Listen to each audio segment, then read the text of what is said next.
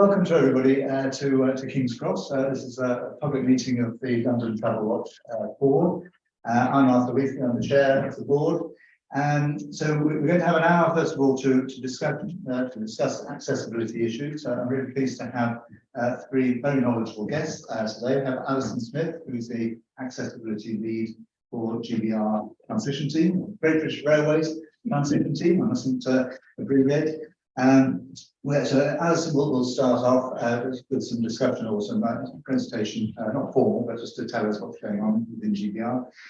Mark Evers, who is the customer lead on, or chief customer, I think is your title, at Transport for London, obviously with responsibility for accessibility issues there. And then we'll be joined by Caroline Stickland, who is joining us online, who is the chief executive of Transport for All, so representing users across the transport network, but specifically today we'll be talking obviously about public transport. So I'm hoping we can have a good engaging discussion. As I say, we'll allow Alison and Mark and Caroline time to present their thoughts, but we should still have 30 minutes or so for questions. We have had some questions from the public, which is great. So any members of the public who are watching, thanks for those. And we'll hopefully get as much as we can out of this session. But if everybody's comfortable, then let us begin. So Alison, if you'd like to start and just tell us a little bit about how GBR is approaching accessibility issues. So thank you for having me. So yeah, as you said, I'm looking after accessibility and inclusion within GBR TT. I also do retain a little bit of responsibility and continue to look after some of the programmes we're doing in Network Rail, which we're managing to do with future industry in mind. So that's actually proven to be quite a useful joint responsibility. The main, so we're doing a lot in GBR TT. We're working through what was published in the white paper, the rolling chat, or I can't call it the rolling chat plan, but the plan for rail. So in particular, we've had the commission to look at how are we developing the National Rail Accessibility Strategy, which is looking over what can we do in the context of the next 5 years. And we're also working hand in hand with the long-term strategy team at GBR TT, who got the responsibility for publishing the long-term 30-year strategy, which there was a call for evidence on just before Christmas, gosh, almost a year ago now.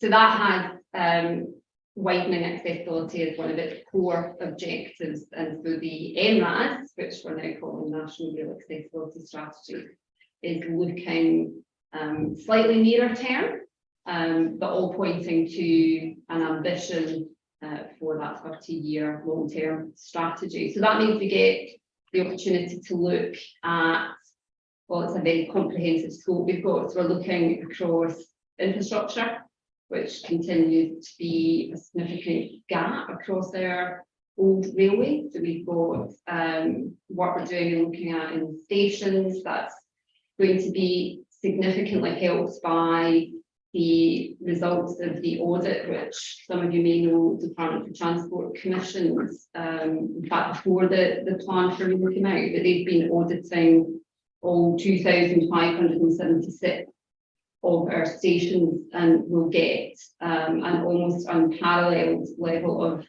data from that, telling us exactly what we've got at each one of those stations. So that's going to act as a really important data set from which we'll start to look at ways through which we can start to bridge some of those gaps. That looks beyond what we classically looked at, which has been probably mobility-based, step-fee-based considerations that do, of course, remain quite significant. But that's a very comprehensive data set. So that will look across every asset at every station. So we've got some work going on just now to transition all of that data across to, and we'll be responsible for maintaining that and using that, not just to plan and help understand and prioritise infrastructure investment, but that will also give us an opportunity to develop much needed improvements in our information solutions. So that will give us and give our customers access to the information they need to hopefully more confidently plan their journeys. So that's the three main big bits of work we've got going on, which is the NRAS, which is our 5-year strategy, the long-term strategy, and then the working with DfT to close out and transition across that audit, from which we then get to build hopefully some exciting improvements in our information.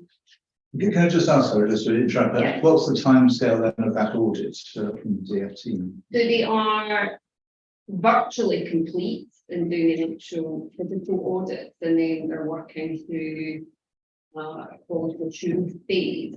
And sort of my latest estimate is that they will wrap that all up as early as April of next year. Right. Thank you. Right, so we'll come back, I'm sure, Yeah. I'm sure on some of these points, but that's helpful just to have an overview. Thank you, Alison. Mark, would you like to take on? Yes, no, very happy, and thank you very much for inviting me to speak with you this morning. I'm Mark Evers, Chief Customer Officer at Transport for London, and I lead the Customer Insight Strategy and Experience team. So as the name would suggest, we listen to our customers, try to understand what they're liking about what we're giving them, and where we need to do better in the future.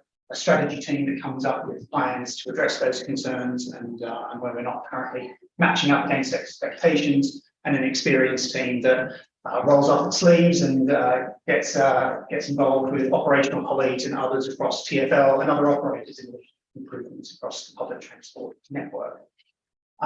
We know that transportation is critical to a successful city and to providing opportunities to individuals within that city. But we know that as it currently stands, there are very challenging road environments. We know that there are barriers in the public transport network. So we've got a lot of work to do to ensure that we can meet sort of our vision and aspiration of keeping London moving, growing, and making life better in the city for all Londoners and visitors to London for that matter as well. I was going to sort of talk a little bit about some of the improvements which we've made recently, specifically sort of focusing on those individuals who perhaps have less visible disabilities that affect their ability to use the transport system, and also talk a little bit about our experience of ticket office closures in the past, because I think that's something which the board has expressed some interest in knowing a little bit more about. So when it comes to providing an inclusive customer experience, I think certainly on the public transport network, we continue to be firmly of the belief, and our customers tell this to be true, that a staff presence remains vitally important. And we're doing a lot of work with our frontline colleagues to ensure that they are equipped with the training, with the information, the devices, and with a surrounding infrastructure to provide great customer service to all individuals using the transport network. We continue to operate a turn up and go, TUAG, as it sort of gets abbreviated to, service across the network, enabling individuals to, as it says, turn up at a station and travel without the need to book. For those regulated stations on the network, we do provide the pre-booking service that operates on the national rail network. But again, this is something that's come through quite strongly over many years to us, given that we have that capability on the network because all of our stations are staffed, that we continue to operate today. We make improvements to that process. So today, all of the handheld devices that are issued to our frontline colleagues have an app that enables them to log a turn up and go journey, collect all of those details, make sure that they are shared accurately and in a timely way with colleagues at either the interchange station or the final destination station, so that some of the problems that we have had in the past and continue to have on hopefully rare occasions today of sort of people not being met are minimised as much as possible. It also provides our control centre with information around where customers who are requiring the TUAG service are on our train, so that they have to make a change to perhaps the destination of the service. So if you're on the district line and a train's heading to Wimbledon and at the last moment we're looking to perhaps shift it to Ealing Broadway, they know that actually leave that train and perhaps sort of make some changes to the following one. Those devices also provide our members of staff with real-time information around what's happening on our network, also with sort of vital information, especially for customers with disabilities around mass toilet provision as well. We're making improvements to our real-time reporting of lift status.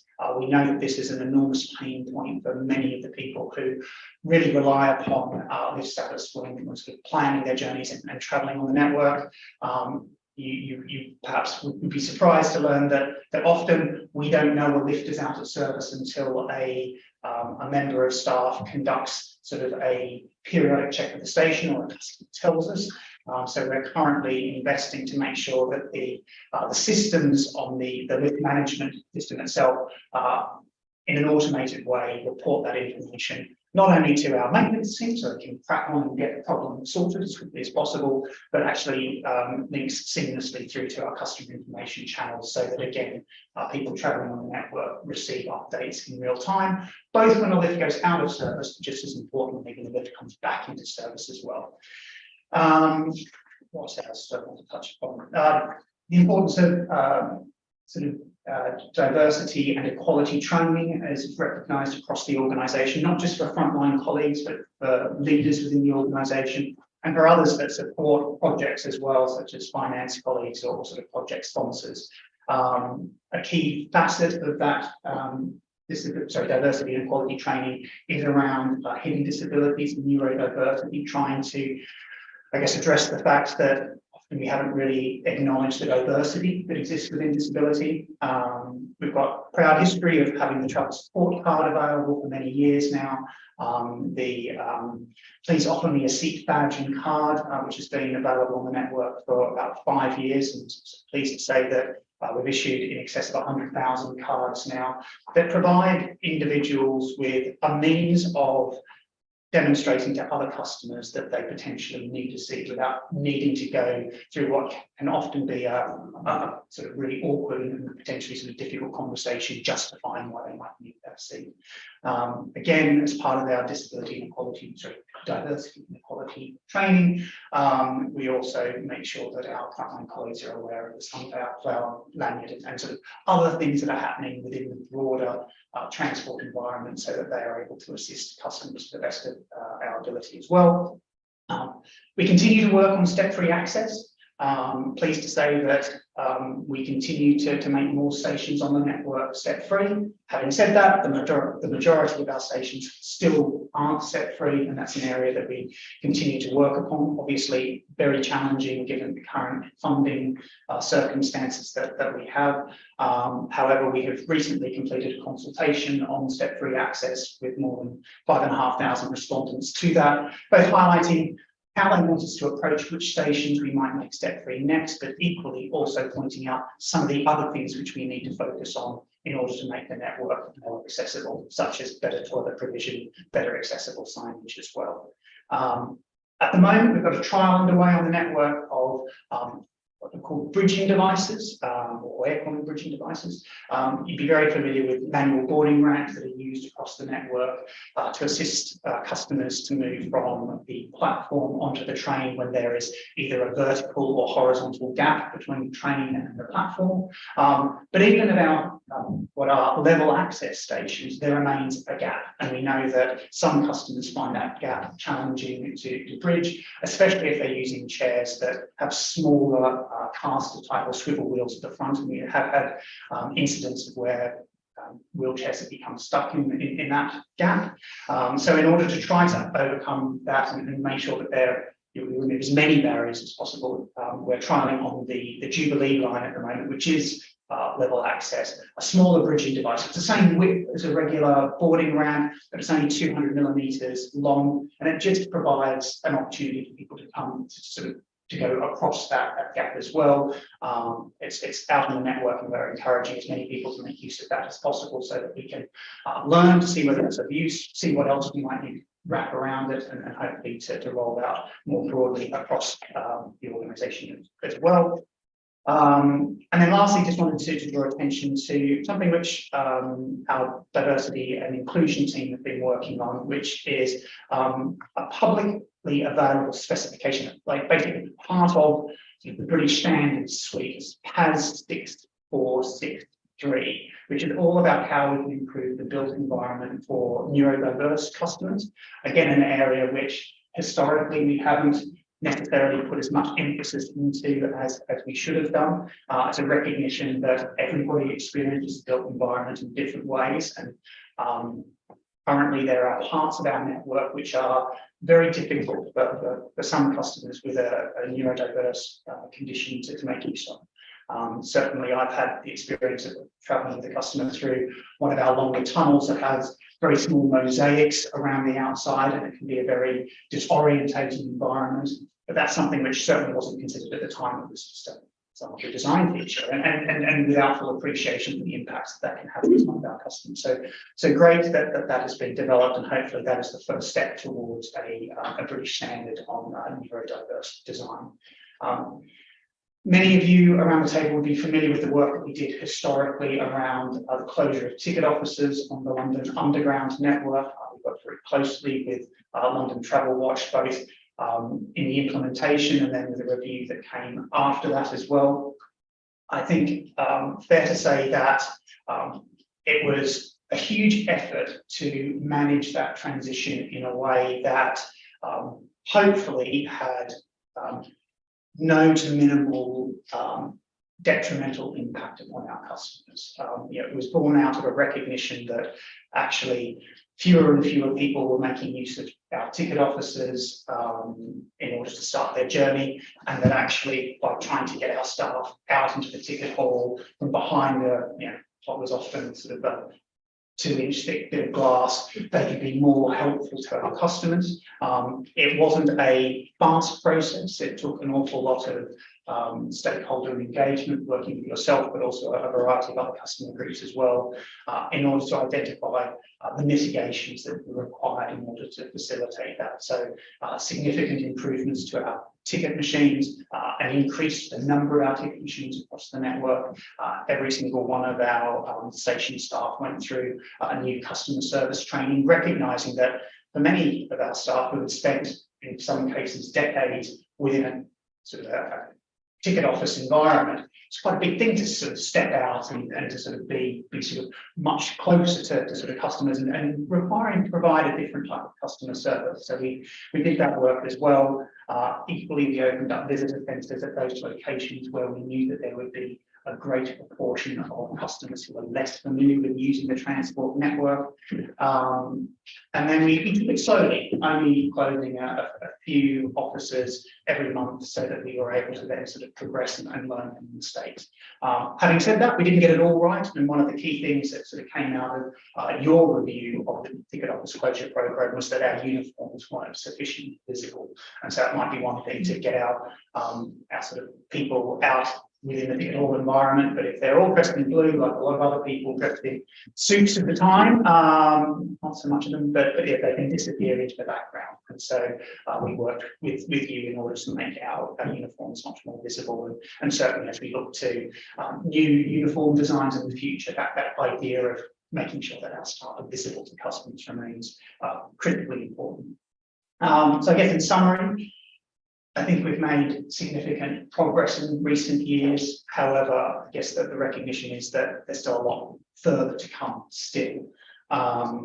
We sort of very much see our role as providing both public transport service, but also recognising the broader remit of TfL, a public environment and a street infrastructure as well that is suitable for all Londoners, so that they can play an active part in everything that London has to offer.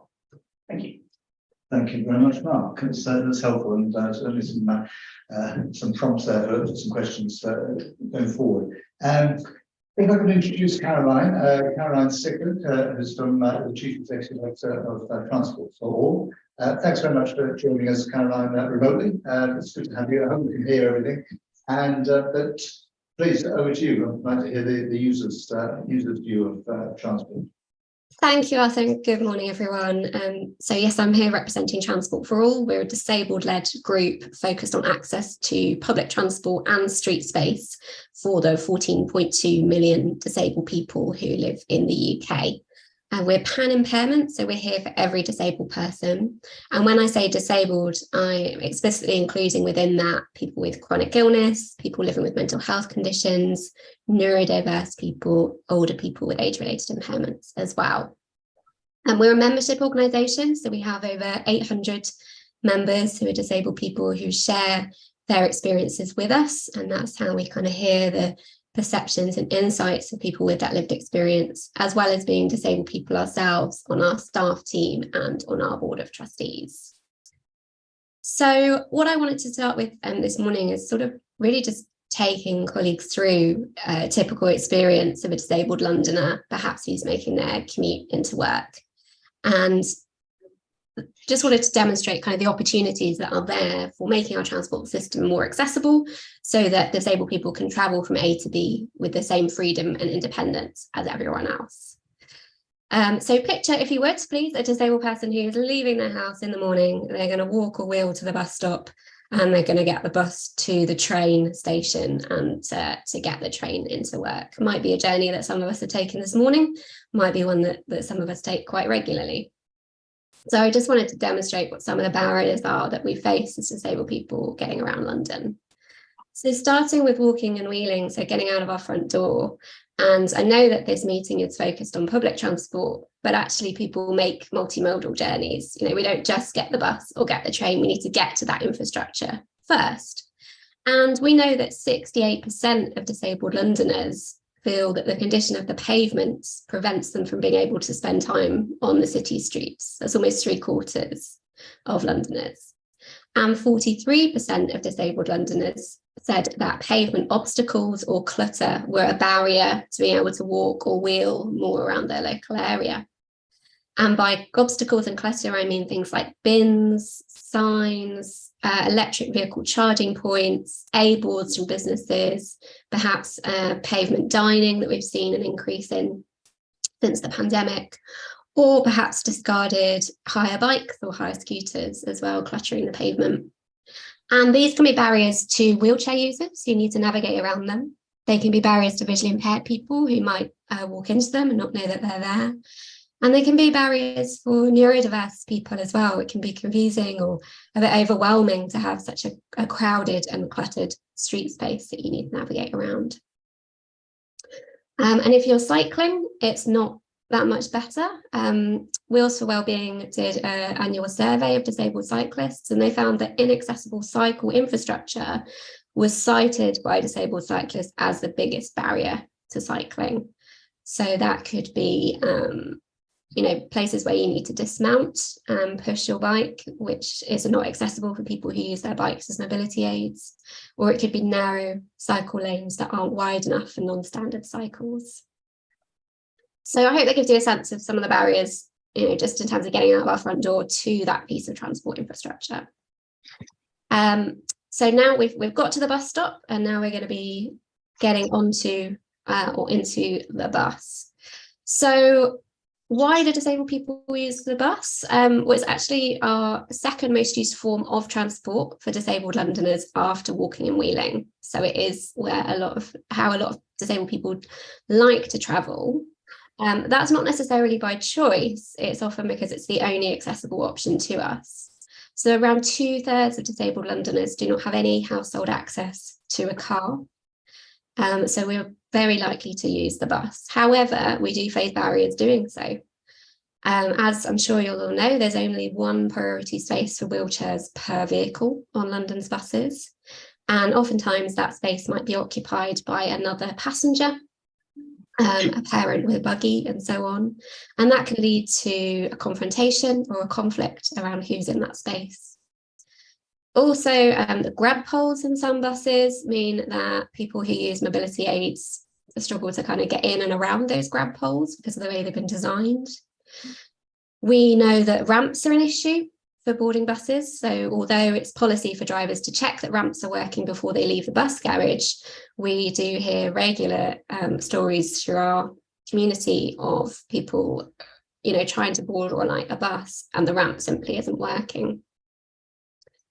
There's also challenges or barriers on bus journeys around bus driver behaviour. So, for example, driving off before passengers are seated. That can be a real barrier for older people, people with balance issues. And of course, there's interactions with other passengers as well. As I said before, needing to ask someone to move out of the wheelchair space, or perhaps passengers not offering up a priority seat to someone who needs to sit down for their journey. And there's information and communication barriers on the buses as well. So what happens if there's a diversion? Is there information in an audio and visual form so that people with visual impairments or people who are deaf and hard of hearing understand what those changes are to their journey? And also we know that if a wheelchair user is seated on the bus in the wheelchair space, they've got their back to that visual announcer of where the next stop is or any diversion. So it's very difficult to be aware of what journey the bus is making if you're in that wheelchair space. So we've got to the train station, we've managed to get off the bus, but unfortunately the barriers don't end here. We've still got to navigate the train station. So disabled people face barriers to buying tickets at train stations. I was really interested in Mark's comments about ticket offices and the placement of station staff. So we do understand that moving to a digital ticketing can be a really attractive option, and we understand the funding and economic situation that might lead us there. I'm really concerned that this push to modernisation of rail or the tube network can leave some people behind. So many disabled people don't have online access, don't have smartphones. Some people don't have a bank account or use a bank card. And ticket vending machines they do remain inaccessible for many disabled people. They don't provide all ticket options. So the 50% wheelchair user discount is not always available through a ticket vending machine. And if you think about the significant cost of living that disabled people face, our costs are almost £600 a month higher than those of non-disabled people. It's imperative that we're able to buy the best value ticket for our journey. And being able to find staff at a station is really important too. Well, we've seen this trend of staff on rail stations moving out from within the ticket office to be a kind of roving team of staff. But imagine for visually impaired people who won't be able to identify who is the staff member and who is not having that hub of a ticket office to go to and find a staff member can be really challenging. And for people who live with an energy impairment like I do, simply having the energy to walk around and try to find that staff member, not knowing which platform they may be on or where in the station to head towards, again, is a massive, massive barrier.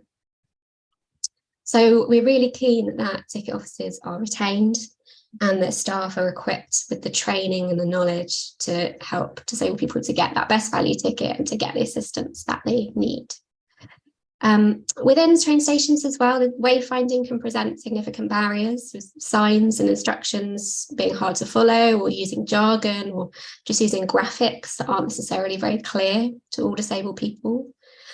Station facilities such as lifts or toilets are often located in really quite nonsensical locations. Often you have to walk a really significantly longer way to get to the lift. And if you're someone who has a mobility impairment, that can be a bit too far to walk. And help points, which are the only way to request assistance if you're at an unstaffed station, are often hidden out of sight, too hard to reach, or aren't working. They're also inaccessible for many deaf and hard of hearing people. And then there's, of course, the barrier that Mark touched on as well, which is actually getting onto the train. So just 25% of mainline rail stations have step-free access, and only 91 of 270 tube stations. And 79 train stations in London are missing tactile paving at the platform edge, which is a vital safety feature for visually impaired people, knowing where the edge of the platform is. It's not all doom and gloom. We have seen some really good areas where things are working well. So I'm sure colleagues are aware of the Transport for All's campaign on the Crossrail project, where we campaigned for many, many years for assurance that stations along the Crossrail line would be step-free from street to platform. Originally, 7 stations were designed without step-free access built in, and we had a really long campaign driven by disabled people to change that. We were glad to see that with the opening of Bronze Street recently, all those stations across the line will now be step-free from street to platform. However, it is disappointing that they're not step-free to train. I think that was a missed opportunity, given it's a new infrastructure project. There's also a missed opportunity that no trains on the network have toilets on board. So for many people, accessible toilets that are regularly available are really, really important to enable us to be out and about and making journeys with independence and with the assurance, sort of reliability that we'll be able to access facilities when we need them. We've also seen some positive things in the bus plan. So, for example, pledges to focus on passenger experience rather than looking at buses as a sort of logistical network to get people around. And there's also some good commitments in the bus plan around the journey planning and the increased availability of information to plan our journeys, which can really have a positive impact on people who live with anxiety or other mental health conditions who won't be planning their journey. If I could just end by just touching on a couple of areas we would really like to see prioritised and where we'd really like to see action focused. Of course, the big one is funding. There should be specific ring-fence funding for accessibility improvements across all modes, whether that's in terms of street space, so putting in place tactile paving and drop curbs where they need to be, or whether it's more accessibility improvements to our transport infrastructure and vehicles, such as level boarding or step-free travel. And I'd be really interested to understand, following the stations audit that was mentioned by Alison, what funding will follow that and how will funding be allocated as a result of the audit findings. We also would like to see action on organisation. So I said before, people aren't bus users or train users. We make multimodal journeys. And the fragmentation of the transport system can often leave disabled people in a bit of limbo. So, for example, visually impaired people could be sight guided partway through a station by rail staff, only to be told, oh, we actually can't take you any further because this is a different train company now, or this is Transport for London now. And people are sort of having to make their own way from that point. Or similarly, people make journeys that start in London but end outside of London. And it's not uncommon for a wheelchair user, for example, to board a train in London and have good assistance. But when they get to their destination station, they're effectively stranded on board that train because they haven't been met by the assistance at the other end. And I wonder, from Mark, it sounds really good to hear about the use of tech and data for organising passenger assistance, and how is that linking up with operators outside of the London area? And the last point is around assurance and monitoring. So we know that good guidance exists. We know that Transport for London have good design guidance, for example, for accessible bus stops. But we're still seeing, even this week, we're still seeing new infrastructure going in place that doesn't seem to be following that standard and that guidance. So what role, what assurance and what monitoring is happening to make sure that the good aspirations of the decision makers are actually coming through into people's passenger experience on their day-to-day commute? I hope that helps paint a bit of a picture, and really appreciate the opportunity to share the experiences of our community with you this morning. Caroline, thank you very much, and you made things very clear as ever, and so again, some useful points just for us to feed off. I suppose first of all, it'd be useful for Alison and Mark to respond to those specific questions that are raised by Caroline. Alison, do you want to pick up particularly the DFT audits in terms of ring fencing of funding or anything like that, or indeed anything else that Caroline has pointed out? Yeah, so the funding discussions are still happening as part of wider reform. So quite how will industry be funded in future is something that's forming part of the reform discussion. How will we allocate funding, to what extent will be ring fenced? That's an active debate. I don't have anything I can definitively say, but what we're anticipating being able to do as a result of the audit is to ensure when we are spending money, we're spending it much more sensibly, and equally with the opportunity to look at GBR and streamlining of interfaces. There's lots of pockets of funding distributed around between what we get through Network Rail in terms of our renewals budget, what we get through things like access to all funds, minor works budgets that get distributed to each of the train companies. What we should be in a position to do, and that's our intention, is that we should make sure coordination of how that money is spent is done much more comprehensively and cohesively. I don't think we're anticipating at this point we're going to be getting significantly more money, just given the constraints that we're under, but we should be looking to spend that money more effectively. And going beyond just ring-fenced funding, there's a very clear need to make sure anything that we're spending money on, any investment, is contributing in some way to improving accessibility. So we've talked about fares, ticketing and retail. There's a whole programme that's being funded looking at how to modernise and understanding all of the risks Caroline very, very carefully articulated. We need to make sure the way that money is spent is contributing to a much more accessible solution. Rail industry has notoriously confused everybody with it, complex ticketing. So actually, I think our stats in national rail terms, I don't know what it was in TfL, but about 12% of tickets are now sold to ticket offices. So those do need to be modernised. We do need to bring people from behind ticket offices and make them available. I think all the points Caroline raised and some of the learnings that TfL has will be really important for us on the national rail network. But there's no doubt the modernisation of rail ticketing is essential. And it's really essential we do that in such a way that translates very effectively online and through ticket vending machines at stations, and that more staff are comfortable supporting customers with ticket queries, and that I think the modernisation of that needs to do. But that's not ring-fenced funding, that's every bit of funding we spend. Our ambition is will contribute in some way to improving the experience for saving people. I suppose the key moment, obviously there's going to be quite a significant reduction in rail spending, and that's understandable when we do the difficulties that railways are having, passenger numbers, etc. But accessibility issues have a lot of catching up to do. So at the time, no one could say that the reduction in the need for accessibility spending in the way that there might be, you could make a case for reductions in other parts of the network. So I suppose that's where the ring fencing idea comes from, because there's that catching up to be done.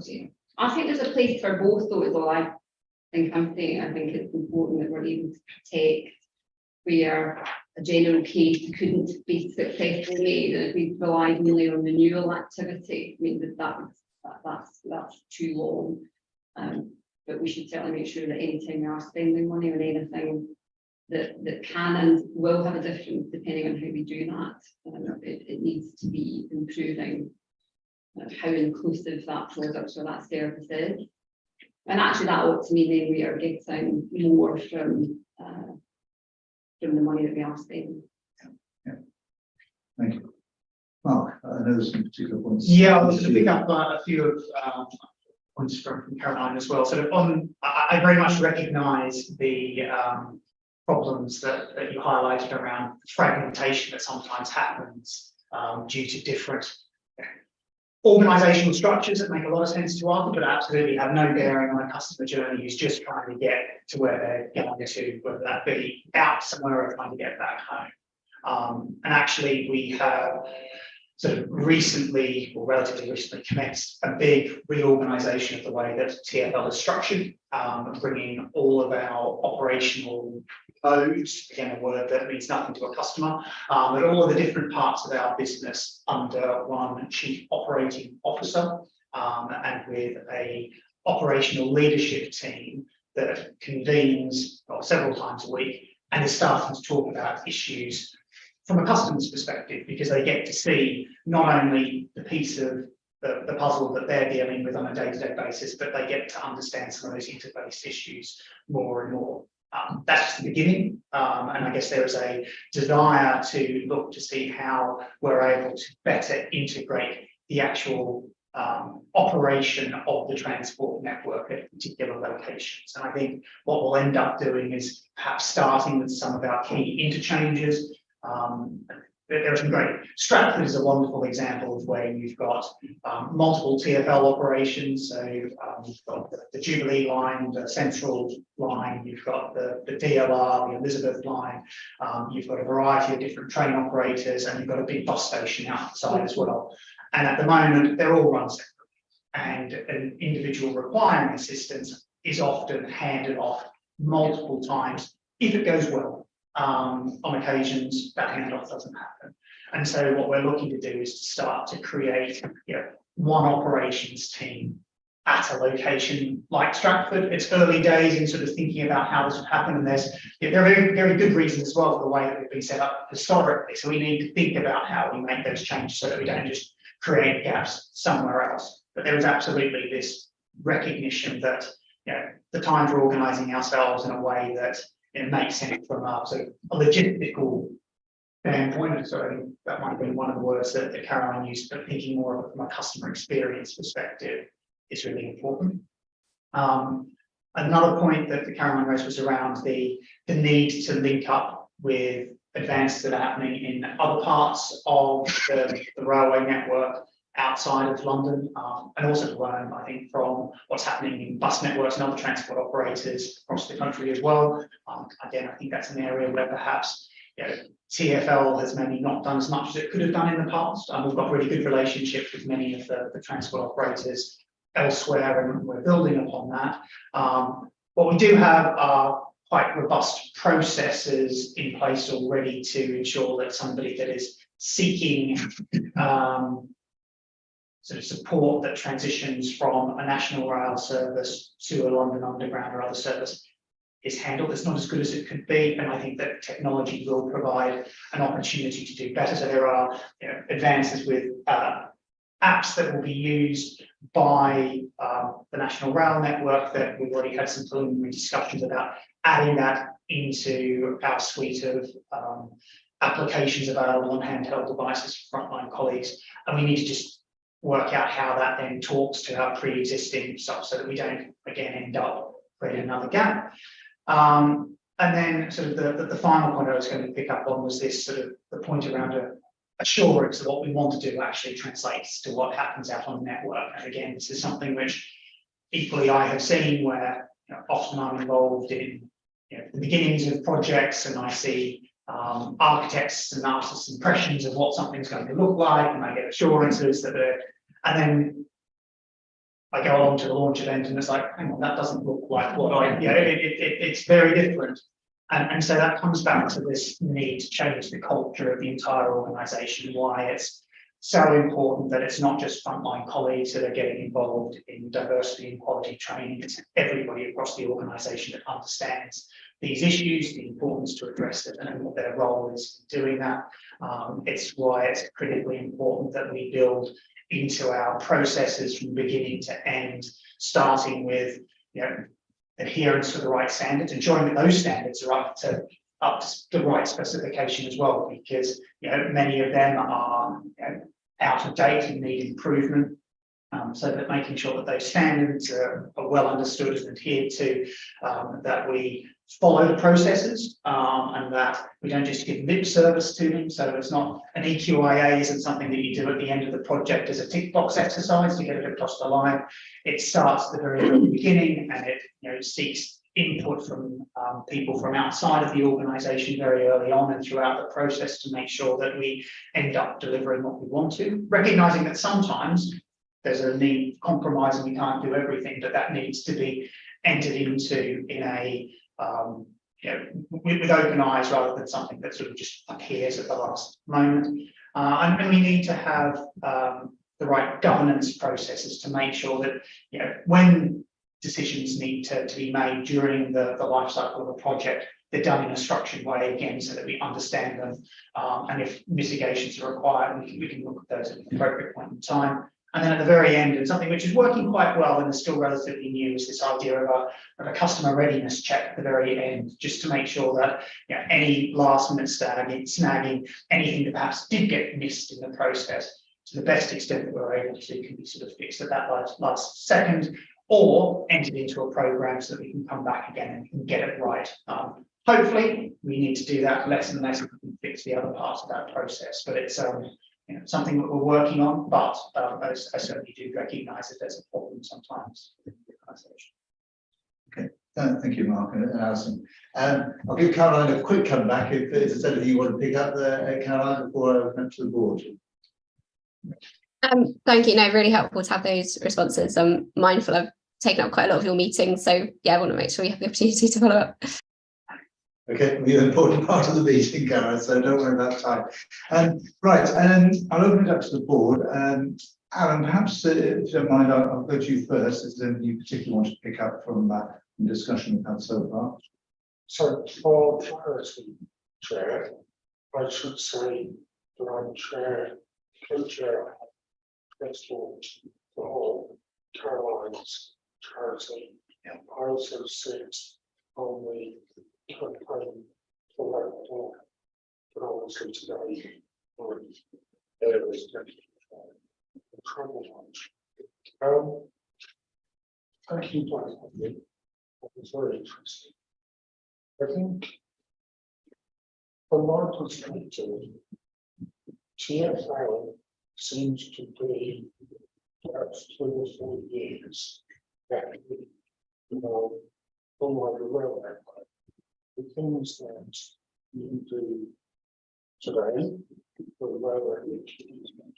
So, the only examples that is the ticket office countries, which you went through some years ago, when the railway were looking at. I think the lesson from that, talking to the community that I'm part of, as a second person, is that we are seeing staff harder to find, harder to get in touch with. You do offer a first to last service in terms of staff, but we have noticed, particularly post-pandemic, that staffing has been a challenge. East London employment is being reported to me as, for example, West has been without staff. So I'm interested to hear from both of you about how you address that staff issue, how you keep coverage, and how you make sure that those staff that are on stations are appropriately trained, and there's repeated support failures that we keep hearing week in, week out, when people returns. How do you change that culture? I noticed, Mark, you called it diversity and inclusion training. Why is it not specifically disability quality training?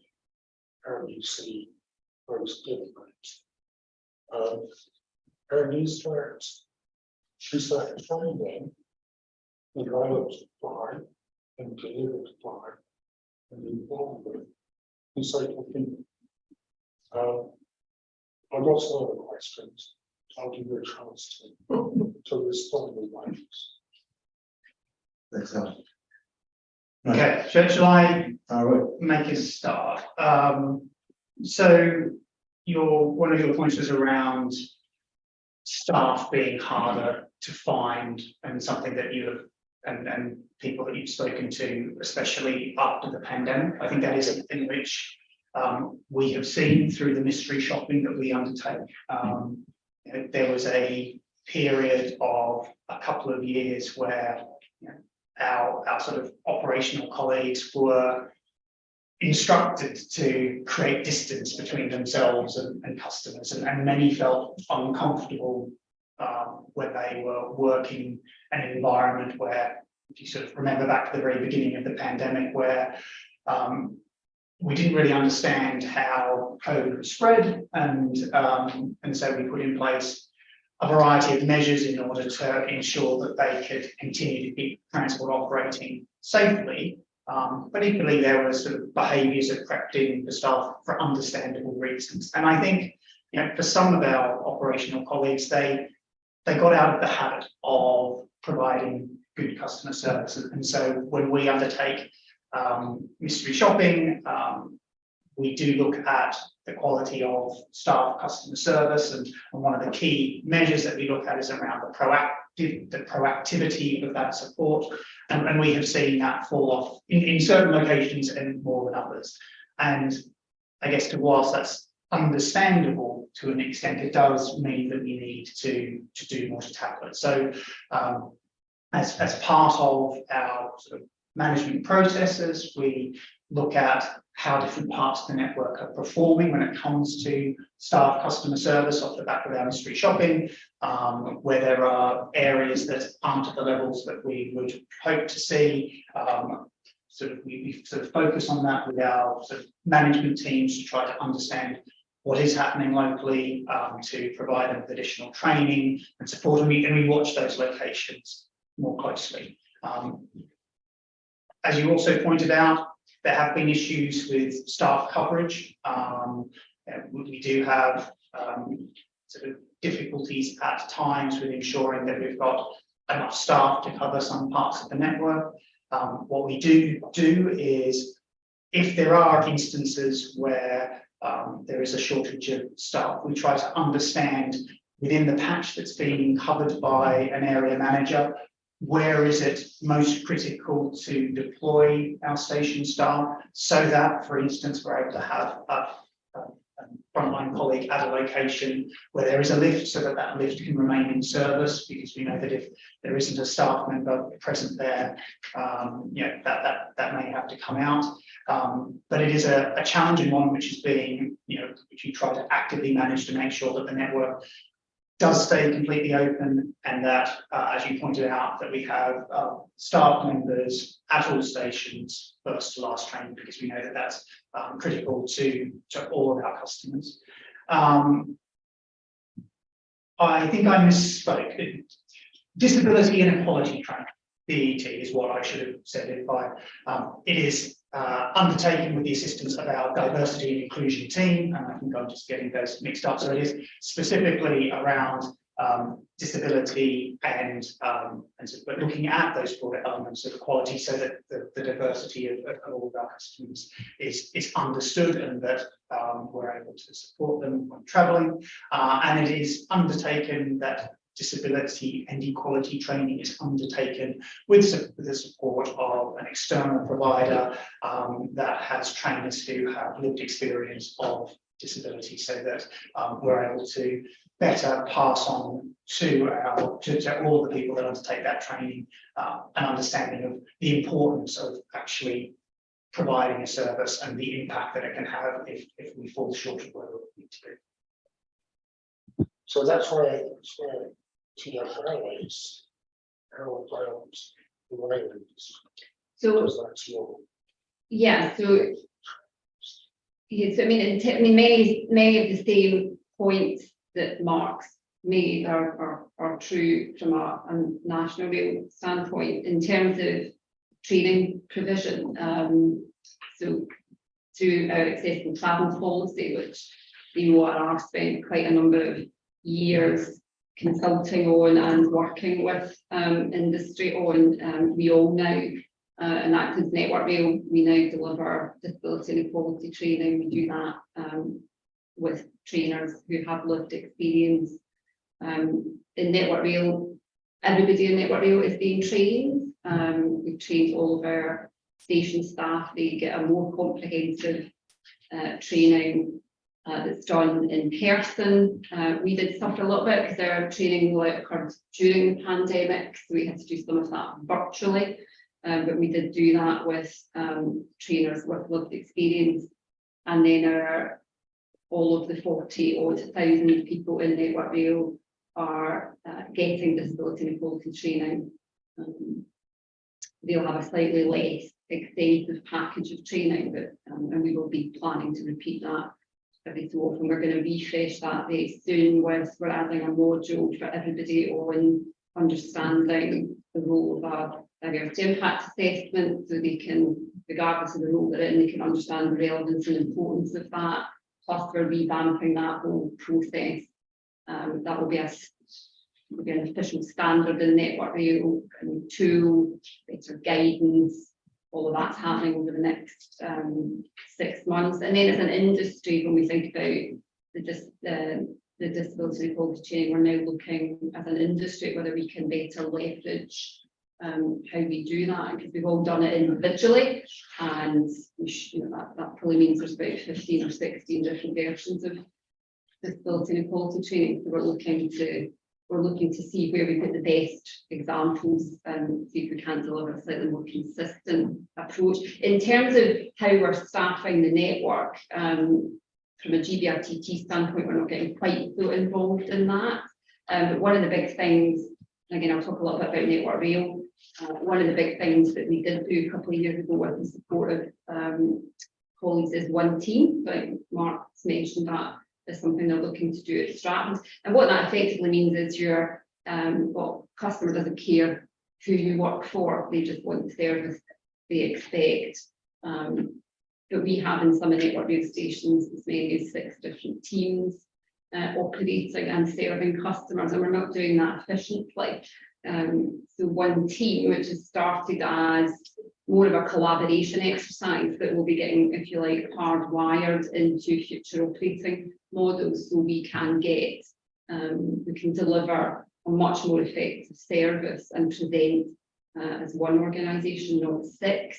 We reducing the number of handovers, all of which consumes time from staff that isn't adding any value to customers. So that ought to mean better service with a slightly more efficient way to deliver it. Okay, thank you. I'm conscious of time. There's a lot of things to do with. What I suggest is there will be some questions. So we have had questions from the public, some of which perhaps if we can pass them through to yourselves to be answered separately. Alan, I know you will have a number of other questions which won't be forgotten or ignored. If we could send those through afterwards, that would be useful too. Are there any questions from board members that we want to pick up? We'll give another 5 minutes just to, if you don't mind, this guest waiting a little bit. Tiffany. Thanks. So I have a question with to the point on multimodality. So I think it's really important that the platforms and the stations of the overall network are assessed for accessibility and inclusion.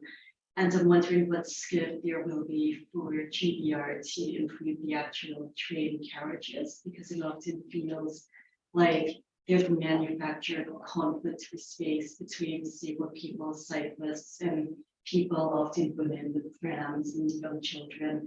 And it's like that kind of conflict doesn't need to be there to design problems where trains are just accommodating diverse users. And then Mark, my question is on Crossrail, where the Elizabeth line is. Are cycles allowed on that all the time? So I work at Sustrans and colleagues who have tried to do a combination of cycling and then Crossrail to Paddington and Liverpool Street have been stopped by TfL staff until that they need a floating bike or that cycles are only allowed during off-peak hours. And there's just a lack of clarity around that. So yes, there will be opportunity to look at trains in the future and how those are designed, and there's a real acknowledgement of the need to look at competing use of space on the train, because between families, cyclists, in some part of the network, surfboards, teachers, luggage.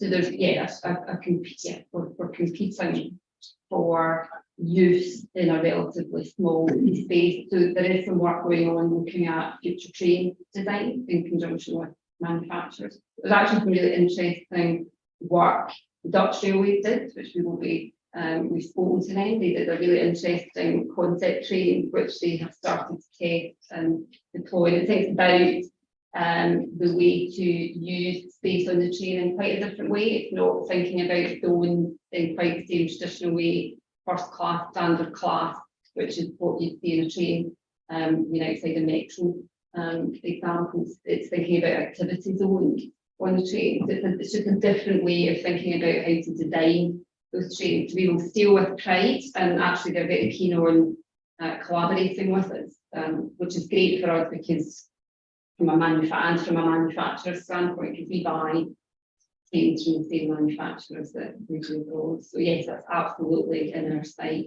That will not be something we can do quickly. There's been a large amount of new rolling stock put on the national, so our opportunity to really make meaningful impact with that is unfortunately not, that's not tomorrow, so we can certainly plan for it, and that's what we're doing. And while I should know, I'm not 100% sure exactly what the rules are that I call on the Elizabeth line, so if I can come back to you. Okay, thank you. Susan, did you have a question? I suppose my question is around the sort of the change of behaviours with commuters since COVID. And my question is around, do you feel that you're getting enough insight from those differing needs? So maybe less away from people coming in 5 days a week and those sorts of things, and maybe that requirement to have flexibility, whether it's around ticketing or whatever the case may be. So the first question is, do you feel like you're getting the insights to be able to act on it? And the second thing is, if you are, then what do you see as being the big changes that you're going to be focusing on to think about commuters in the longer term? Go first, for sure. Yeah, I mean, yeah, so we've got insight. I mean, Transport Focus and in conjunction with some of the stuff from London Travel, we're feeding us quite regularly through the pandemic with what was changing about the use people were making. We also just did a reasonably big piece of research, which as part of it was asking about exactly that question: what do we think will have permanently changed, as opposed to what you still see today, which is people are still kind of returning back. I mean, I guess some of our findings on this, and it does vary across different parts of the country, because London has performed differently than other parts of the network. So it's one learning has been, we have to understand this problem locally, or this opportunity locally, because it's not that we've seen a consistent response, which might be an obvious point to make, but certainly it's important that we respond to that locally. And then there's the obvious thing, which is we're acknowledging hybrid working is a much more permanent feature. I don't think we'll see a return to standards. So we need to think about, as part of Bayer's ticketing and retail reform, how do we make our ticketing a bit more responsive to flexibility comes right now with a bit of premium attached in the way we ticket. So I think that's acknowledged, and we need to look at products that support a more flexible way of working. And in fairness, I think this is just us cementing patterns that we've started to see anyway. So that thinking, is just going to need to be something we pick up pace with. I would agree with all of that. I don't have huge amounts to add. We are very, very interested in the changes to customer behaviour, how many of those are transient and what will stick. So we are getting a lot of insight in. So we're certainly not short of it. I guess what we're still trying to do is to interpret some of it and then sort of understand that sort of difference between something that's happening now but might continue to change. We're asking our own customers. Equally, we are looking at the experiences of comparable cities within the UK to the extent we can. Obviously, quite significant differences here, but perhaps more useful for us looking at the experiences of other world cities and how how people have returned to the network there and understanding the similarities, which there are many similarities, often with some of the large European cities, and the differences often with some of the sort of larger Asian cities as well, and understanding nuanced differences between perhaps say Paris and London, the density of housing in Paris versus the size and scale of London, so it accounts for understandable differences there. I guess what we are appreciating, I think, is the fact that customer experience will probably play a much greater role in customers making decisions to travel on the network.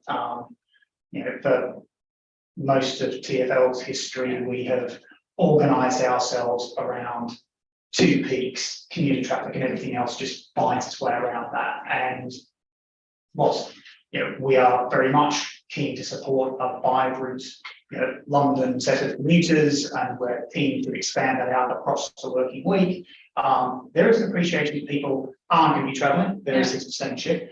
They're not necessarily going to be travelling to be at their desk to answer emails on their terminals at 8:30 in the morning. They'll be travelling at different times, and the decisions that they take around which train service, what time they're travelling in, how they're all different as well. So perhaps when we think about how we spend our limited funding in the future, well, does that need to be spent on more capacity, or actually should it be spent on a better customer service for people travelling around? Very real questions for us at the moment, with real consequences as well. We're keen to entice people back onto the network so that we generate more revenue, so that we can support worthwhile travel that needs to take place within London and create that prosperity that sort of comes from the vibrant city. Yeah, that's a really important point, actually, the shift from real purchase and the sort of number, the volume of our business in effect that came from what you might classify as a distressed purchase that customers may have had or felt they had no choice, to every purchase is now considered discretionary. They can, for the most part, we've seen a significant shift. Even with it for a commuter, they can choose to come or they can choose to stay at home. So that in a good way is putting more pressure, I think, on service, customer experience, which is a good thing. So we need to be responsive to in a way we've not historically had to be. Thank you. Right, I'm conscious of time, so sorry, I mustn't hold up people too long, especially I know you've all got busy lives. I would just like to put one public question from the public, but there are a number of questions which, if you don't mind, I can forward to outside the meeting. This is probably specifically for Mark. You mentioned the app that is available to members of staff. Is that available to members of the public themselves to use that app in terms of up-to-date information, or is that really a staff? So that particular app is for staff, and it's basically into all the different operational processes that we have. However, the information that is useful to customers within that is available through other information channels. So the TfL Go app, I guess, is our public-facing, customer-facing application. But equally, and so it will have the real-time status information and lifts and various things coming through into that. Equally, we continue to make improvements to that app, so looking to sort of start to put information to customers around disruptions on either journeys that they have planned or journeys that we understand that they take on a frequent basis. Again, sort of like more detailed information about toilet provision and those sorts of things, which are available to staff, are equally available to customers as well through their website and other channels. So not the same app, but the same information available. And just a link to that, I suppose, the information becomes about trains and the sort of the level boarding, whatever, is one person has asked, it can be inconsistent. So be fine on TfL, but not on Greater Anglia, for instance.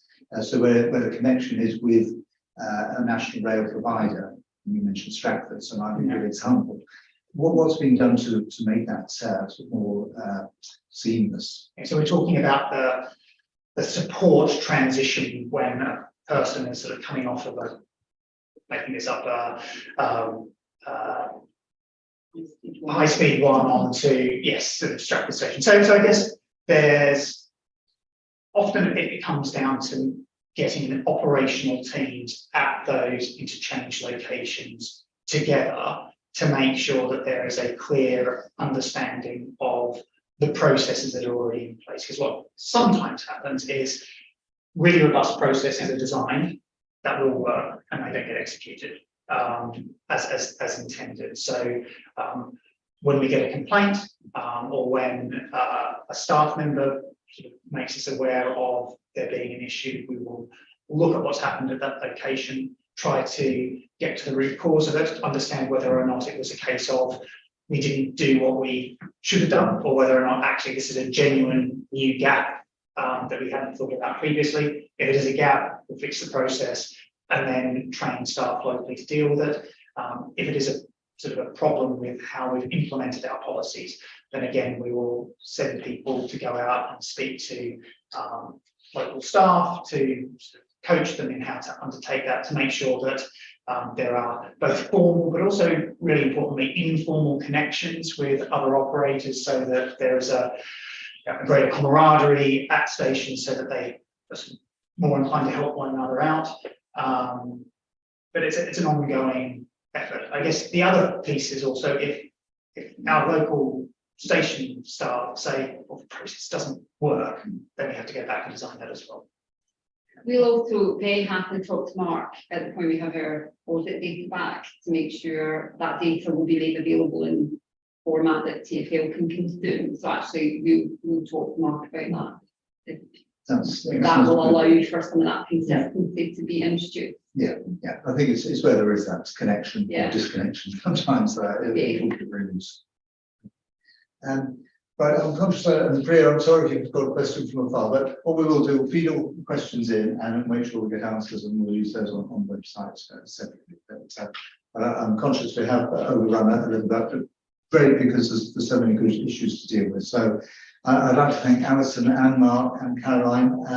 Thanks very much for your time and your openness and candour with us today. So that's really, really helpful. Some real experiences there, Caroline, which I think is brought to life for us as well. So thank you for that. So we're going to take a break. We are a bit late, but we'll work around this. So we'll take a break through till 11 o'clock. Alison and Mark, of course, you're welcome to join us to have a cup of tea. Caroline, sadly, have a remote cup of tea with us. So thanks very much for your time, really do appreciate it. And we'll come back as 11 o'clock. Thank you very much. Thank you.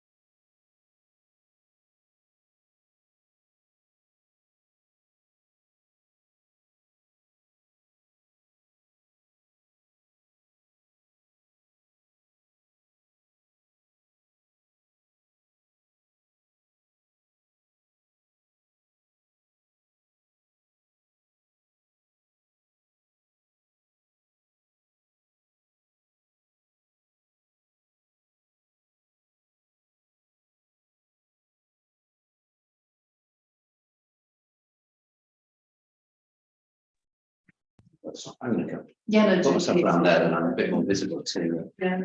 Okay, right, welcome back everybody, and some members of the public, and to Priya and Susan who are joining us online. So yeah, contrary, we've run over a little bit on time there, but I thought it was a good discussion with people who really are engaged with these accessibility issues. But we will bring some questions together. I know you all have some questions to add to that, and we'll make sure we can put those to Transport for London and GBR and get some answers on the website. And so just to move to the standard part of our meeting, really I should have made apologies or given apologies earlier on behalf of Karen, who unfortunately her mother was taken ill in the middle of the night, so she's had to deal with issues there. So we haven't got Karen with us today. So moving on to our next element, which is really the chair's activity and transport focus. And I think, give you very briefly, some of you may have been aware that we were, both Joanna and myself, gave evidence to the London Assembly Transport Committee a couple of weeks ago, and took the business plan to the committee. And I think it was a good discussion. It was a very open discussion. I wouldn't say it was an interrogation. I think it was of like mind in terms of where we're moving forward. A lot of praise for the work that's been done by London TravelWatch. So I hope everybody who works within the organisation will hear that, because it came across, I think, from a number of Assembly members into Joanna that they're very pleased with work that's been done, especially around the bus alliance work that we've done, as they found very, very useful. But more generally, I think they just find that the discussions that they're having with certainly Emma and the team before, and I know Joanna now, Joanna knows a lot of Assembly members very well, so that's been continuing at pace. And of course, when Michael joins us, we'll keep that relationship going with the London Assembly. So that was a good session. Delighted to say that our business case was signed off. The next business plan was signed off for next year, and the budget in principle, that, as I'm sure Joanna will tell us, nothing is signed and sealed until it's signed and sealed, which won't be until February. Yeah, finally, the look at the settlement will be around December, but until the boroughs report back on their collection rates in January, we're going for absolute certainty quite how much the mayor's got to spend. So the mayor's budget signed in February, we're part of that. But so far so good in terms of we're still in tune with what's been put forward. Good. So that was good, and clearly I've been quite heavily involved, as Joanna, in preparing interviews for the chief executive roles. So a lot of time spent on that. Delighted to come to such a successful conclusion with Michael joining us, and Michael, I know you're going to have a lot to offer to us going forward. So Very much looking forward to it. Good. Well, welcome today, and I'm sure you'll have feedback on things that you see today. We'll make changes as needed. And in terms of transport focus, just very briefly, Joanna and I are meeting up with the new chair, or relatively new chair, Nigel Stevens, who's been there for 3 months now. Meeting him and Anthony Smith, the chief executive, on Thursday, really for a sort of an open discussion on what works between the two organisations, what hasn't worked very well, and moving forward. As soon as we went into the collaboration agreement, of course, we went into COVID. We're really 9 months on from that now. COVID, I know, sort of runs around a little bit. But with Emma leaving and Michael joining, and of course Nigel arriving as a new chair at Transport Focus, quite a lot of change going on. So I think it'd be a good opportunity on Thursday to really sort of just put our thinking together. But I will certainly be coming back to the board with any changes. Nothing will happen until the new financial year, really, in terms of any changes we make in the way that we work. And clearly, we'd like to have Michael's input into that and the board's input. So this is just a sort of first step in the journey discussing how things are working. Generally speaking, I think things are working pretty well, but as ever, it's an opportunity to think things through a bit more. So that's really all I wanted to say, unless anyone has any questions for me. No? Good. Okay, well, let's go move on to Joanna, the Chief Executive. Thanks very much, Arthur. And one thing Arthur didn't say was how much of a star he'd been on the panel for round 4. I think anyone that actually looks in and see that. It was really encouraging for me to just see how much more valued I think on well now compared to a few years ago. And the working relationship certainly is a much stronger place with the Assembly. And again, also with TfL, so I think that's really heartening. What I'd like to do is just to pull out a few key points from my report. Obviously, you can decide for questions. If I could just kick off really talking about buses, because as we went, literally as we went to press, we got the results last week of the bus consultation from TfL. And I think we can start smiling here because it's really was a triumph compared to what we've been proposed. Nice to see too that we got some really nice acknowledgement from some Assembly members on Twitter, across Twitter, thanking us for our help in actually shaping some of that response. And just to remind people, we expect there to be a massive amount of cuts, 15 lines going, as it is, it's really only 4 services that got significant change. If I could particularly for the minutes say a big thank you to Trevor Rosenberg from our policy and advocacy team. Trevor has done an amazing amount of work on this. As we were getting the results in, there were nearly 300 pages of responses coming through. And he did a really sterling job, but all the way through, he's been a complete star in terms of this. So we're really pleased to see that happen. In terms of ticket office closure of the plan, this has been planned all year. So we've been holding money in the budget from the beginning of the year on the back of needing some additional staff. Again, the team have been working very hard to be ready to go. We're getting the train operating companies going at once. It's going to be a massive piece of work. There are issues about timescale. As we speak, we still haven't got any indication of timing. I think realistically, it's unlikely to be in this financial year now, bearing in mind Christmas and strikes coming up. Doing a consultation on changes at the time when all the fairs go up after Christmas also doesn't seem terribly likely. So I think clearly listening to Alison, this is something that's still on the cards. I think we would have preferred it to be a situation where the fairs are rationalised first, and ticketing rationalised first. But obviously, some really good lessons to be learned from the closure programme last time with TfL, and we'll be making sure it does that. We try and read it. Just in terms of sticking page 3, use of video and social media.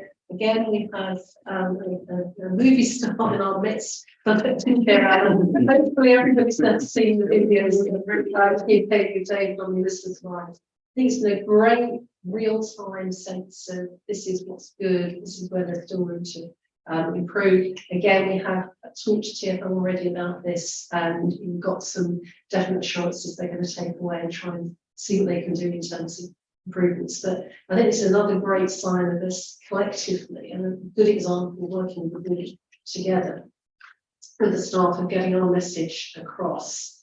Moving on, in terms of information about real time on this, it did sound a lot more hopeful last meeting that Susan was at with the RDG recently about them being very close to a solution that will enable that to happen.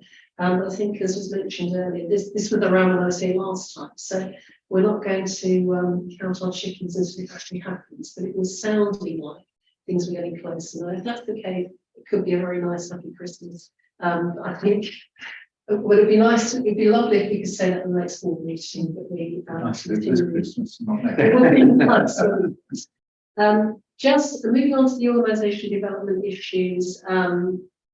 Fairly self-evident here. We are making progress with the extra decision-making framework, and Tiffany's been working closely with Sasha on this. So there is a draft doing the at the moment, but this is something we can come back to next time. I think I just mentioned on the back of this, obviously one of the key things for the coming months will be handover with Michael. We've got some dates in the diary this month to make sure that we can keep things going fairly seamlessly, which is really helpful. It's very simple here. this morning. We'll use that time in the run to Christmas for sort of internal introductions, but also to make the links with some of our colleagues at the GNA. Some on transport issues, because already very highly up to speed on things. The team can help, but I want to make sure that we keep that kind of more organisational handover done seamlessly. A couple of things in terms of, if I can move on from objectives to just general updates. A lot of our time has been spent on strike comms recently, inevitably. We seem to veer in the press from 1 minute, talks are progressing, to the next minute, no, they're not. Just yesterday, this morning, it was feeling like there was some more encouraging mood music out there. Whether that's the case, we're just going to have to wait and see. But it has been taking up a lot of time. Again, we've got some good positive feedback from TfL, certainly in terms of the feedback we've been giving locally, because it has helped them to amend their information real time. If I can just mention the Southeastern timetable issues too, that clearly train companies do change their timetables from time to time. What's been very different with Southeastern is that they haven't done a full consultation, and worse still, they're actually given permission by the DfT not to. We have raised this with them. We've also now are raising this with the DfT directly with the Secretary of State in terms of not continuing to use COVID and time pressures as an excuse to carry on doing this next year. We are going to be doing a bit of additional research for Transport Focus in January to look at the impact. We can't do it all the time, but bearing in mind the extent of the changes being proposed here, I do think it's going to be really significant, and we want to really put that marker down, because if we don't, we could end up with the whole process being overturned. So I think this is one company at one level, that it signifies something a lot more. A little bit of an update too in terms of anyone planning to go to Europe after the spring. I've got a bit more information that's in the report, in that people travelling will be able to get a visa online in advance. What they will have to do when they turn up at St Pancras or one of the airports is to actually get fingerprints scanned, pictures taken, and it's looking like it's going to really slow down the process. Loads and loads of issues. Obviously, we're just around the corner from the train station here. But when you think of the number of train movements in every hour, the idea that everybody, even if it's just a couple of minutes each, there are 900 places every hour apparently in terms of the trains going. You add, double that to they're already queuing down the whole length of the shops half the time too. So there are some very big issues here. You can imagine the problem with ports too. You can see that coming. It is starting to be picked up in the press, but it's had very little coverage so far. And we will be we're working quite closely with the European Passenger Federation around some of the issues on this. But I think this is one that's going to get into the public domain much more in the coming months. I'll touch on finance just very briefly now. I know we've got to join us a bit later. You'll see that what I'm recommending in this report is that we do move to adopt a formal reserves policy. We've had to keep things very tight for the last couple of years because of pressure on the budget. But just from this year alone, there have been a number of different things that we weren't in a slightly stronger position, largely due to staff vacancies. We would have enormous problems in flexing. Whether we can quite make this deadline is another question. If we could start to move to a situation where we are trying to build up our level of reserve over the next few years, I think it would give us a much more chance of coping when we do get these different flexes happening across the piece. Finally, and I'm racing through this given time, we've included quite a detailed communications update. The plan is from the next meeting is that I think both Dave and Alex will be doing their own updates for the board, which is going to be really helpful. You can see we've made a lot of good progress in the very short time that Dave has been with us. Don't really want to steal his thunder in the future, but just to highlight, we've got a new media centre now.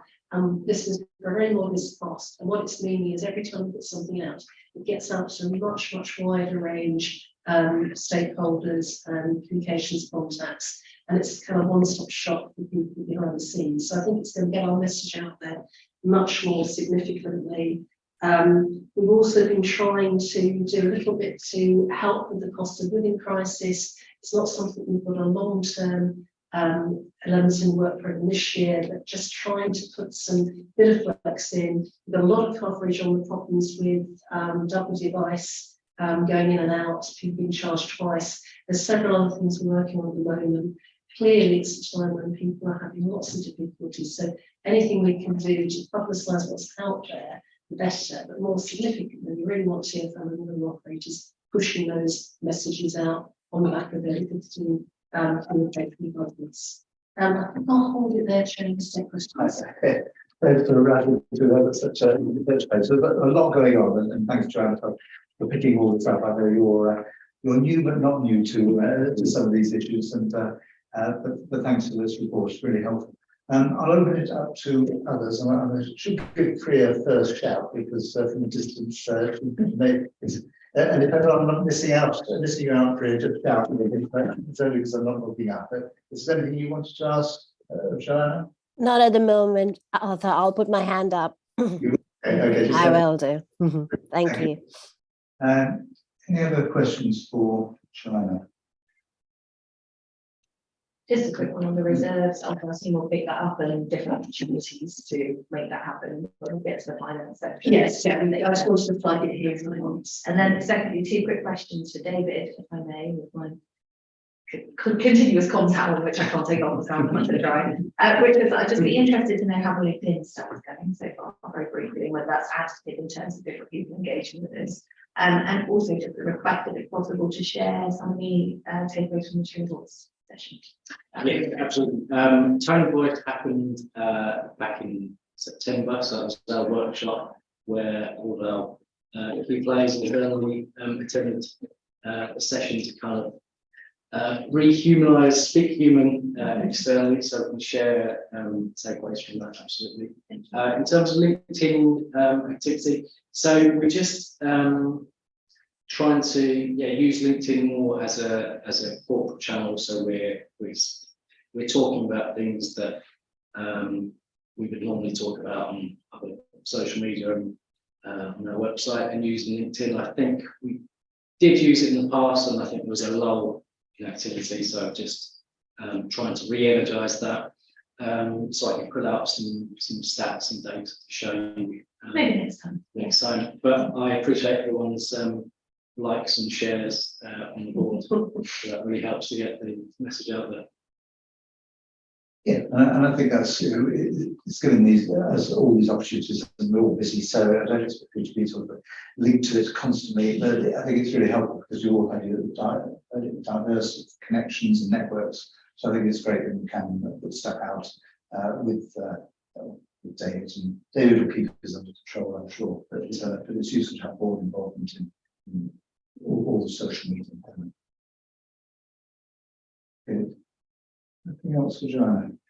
A couple for me. So you're in the organisational development, and obviously really important around the diversity and inclusion strategy. I just wondered whether you think that's going to come forward to the board in terms of your time frame for that. Well, this was a strand of the work, as I understand it. You've already had the kind of the overarching strand.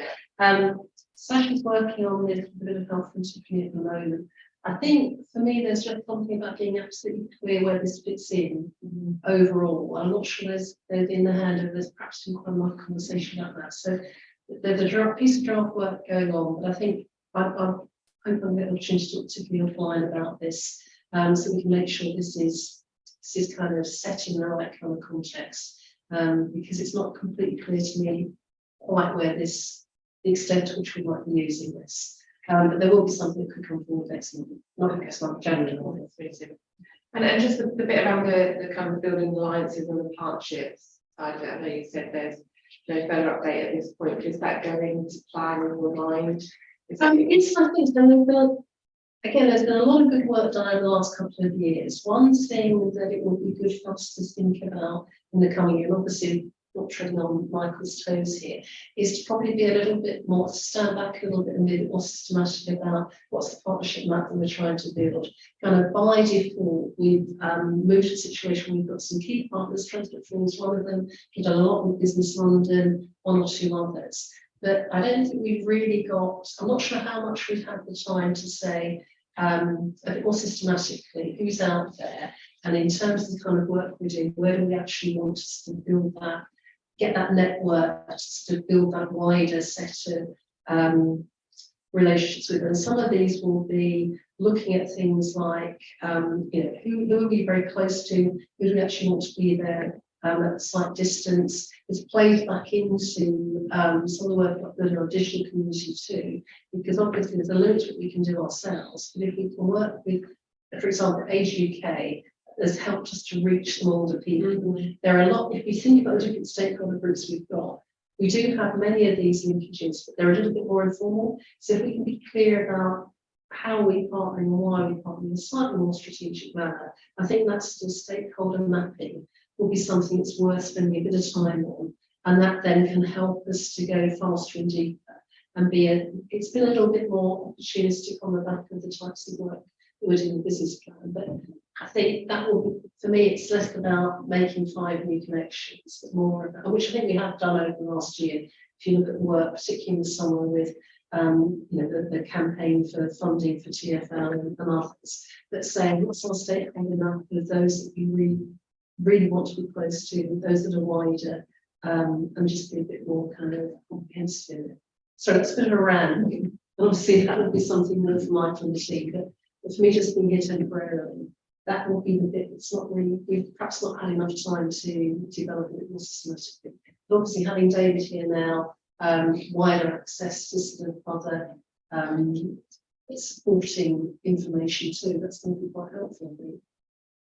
Is it the case that the map doesn't exist at all, that shows us where potentially? Okay, so that would be a great starting point, and then we can strategically get a sense of, well, where are the gaps that hopefully can be rectified.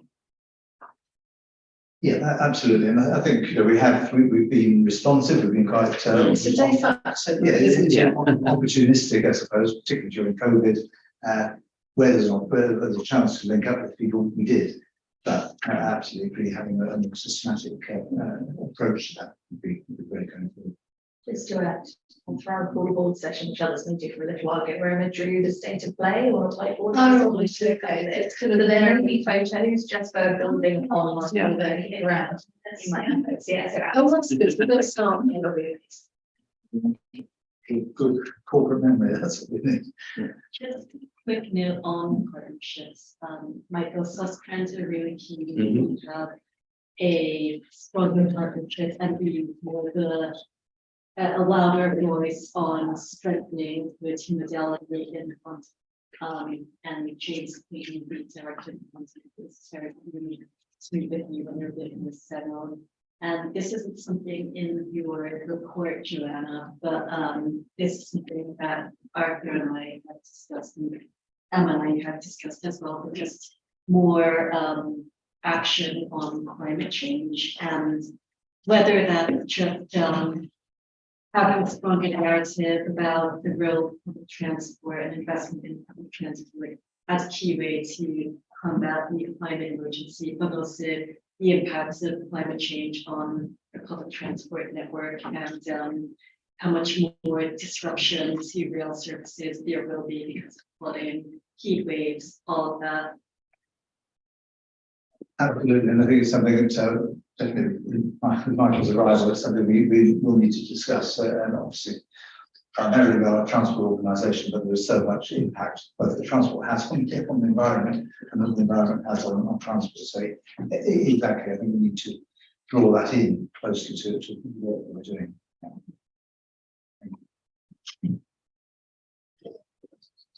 Okay. Right, and well, that's very helpful. Unless anyone else has any other clues for Joanna. We will pick up the finance, particularly the issue around reserves, with Shahid, who I see is actually with us now. Hi, Shahid.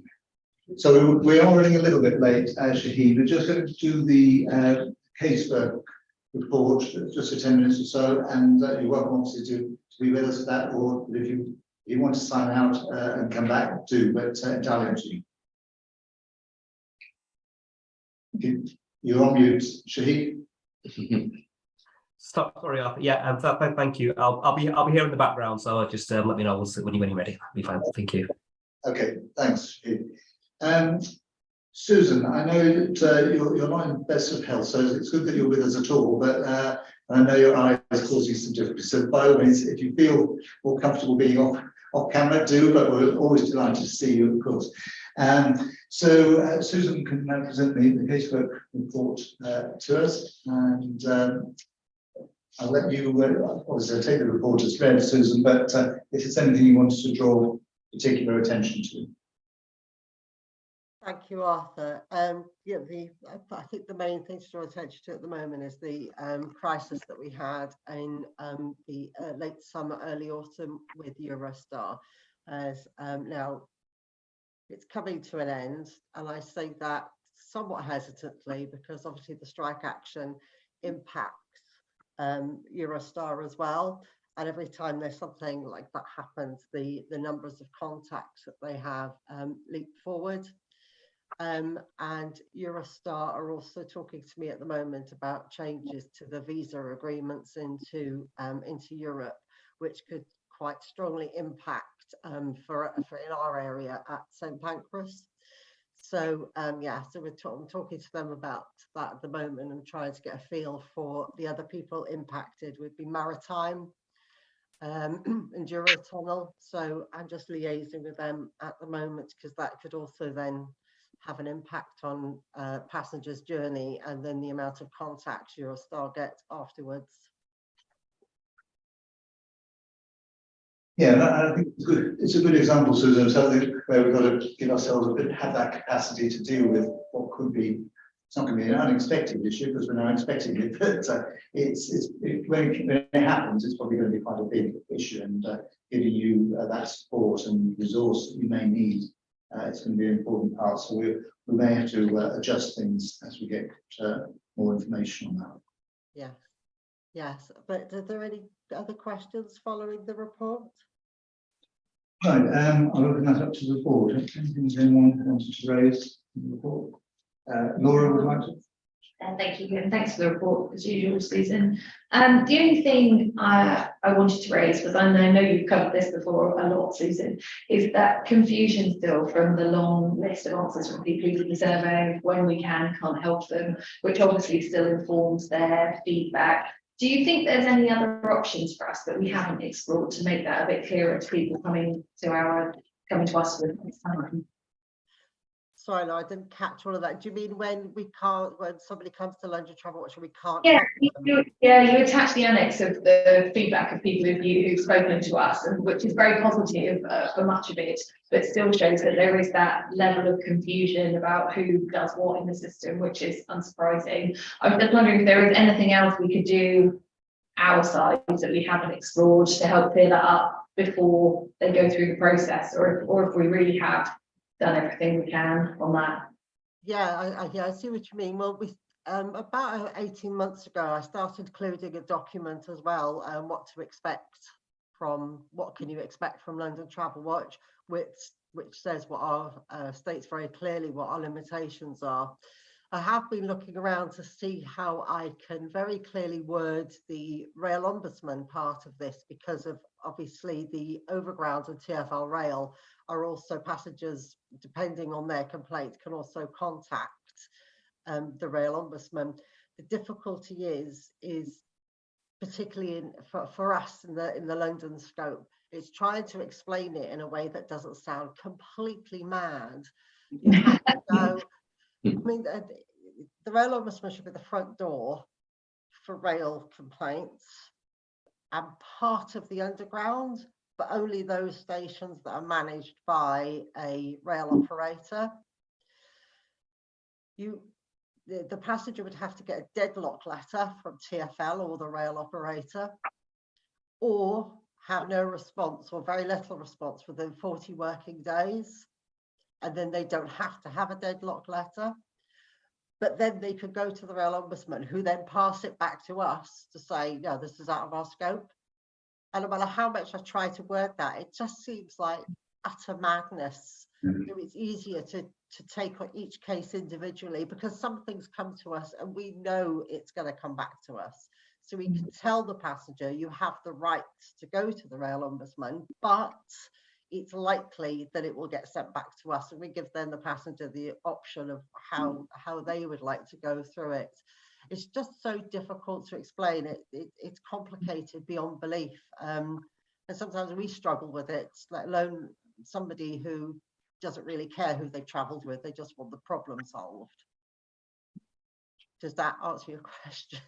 Sort of. I guess where I'm going with this is I wonder if there is still a sort of campaigning aspect to this in terms of future simplification of the system, because obviously you've done an awful lot here. It's been made as clear as you possibly can, but the system itself isn't particularly sensible. So that customer confusion, regardless, comes through, doesn't it, in all of the data. So I'm just wondering if for the future there is still something else to think about there for us and our partners on simplification.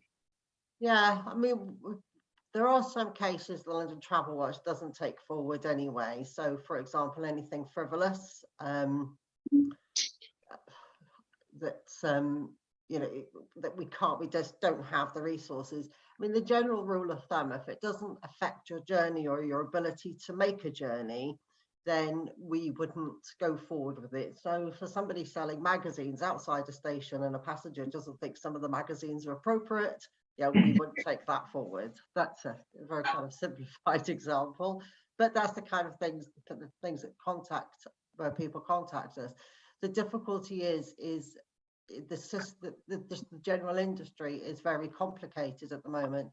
So I mean, I'm part of the rail sector liaison panel that we're dealing with the Rail Ombudsman. And we are looking at ways to simplify that. It's just harder in London because the rule is if any rail complaints go to the Rail Ombudsman, who is the triage. But in London, you have London TravelWatch, you have the Rail Ombudsman, you have the local government ombudsman that take on some of the cases. And it's just, when you read a case, you could think, oh, that goes to wherever. When you keep reading it, that's when you start thinking, well, hang on a minute, no, this needs to go in a different direction. But it's so individualistic. It's really hard to put that in a way to make it clear for everybody, because I don't actually want to put anybody off either. I don't want to send anybody off on the wrong journey when, you know, we may have been able to answer it fairly quickly. But I would welcome any suggestions to support through this, because it's just quite a minefield. It's difficult for people working in the industry to understand. So you know, with the passengers, I just think we just read everybody's case. Everybody deserves a response, an individual response from us, where we would try to offer the best guidelines. But we've sent people to the Rail Ombudsman, and the passengers have come back to us very upset because the Rail Ombudsman refused to take it and said it was out of their scope.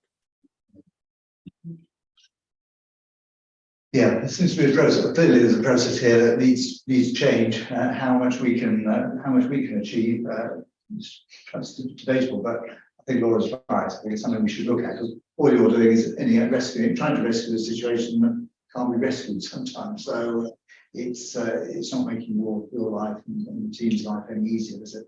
But we will certainly come back to that. Michael, maybe on more intro.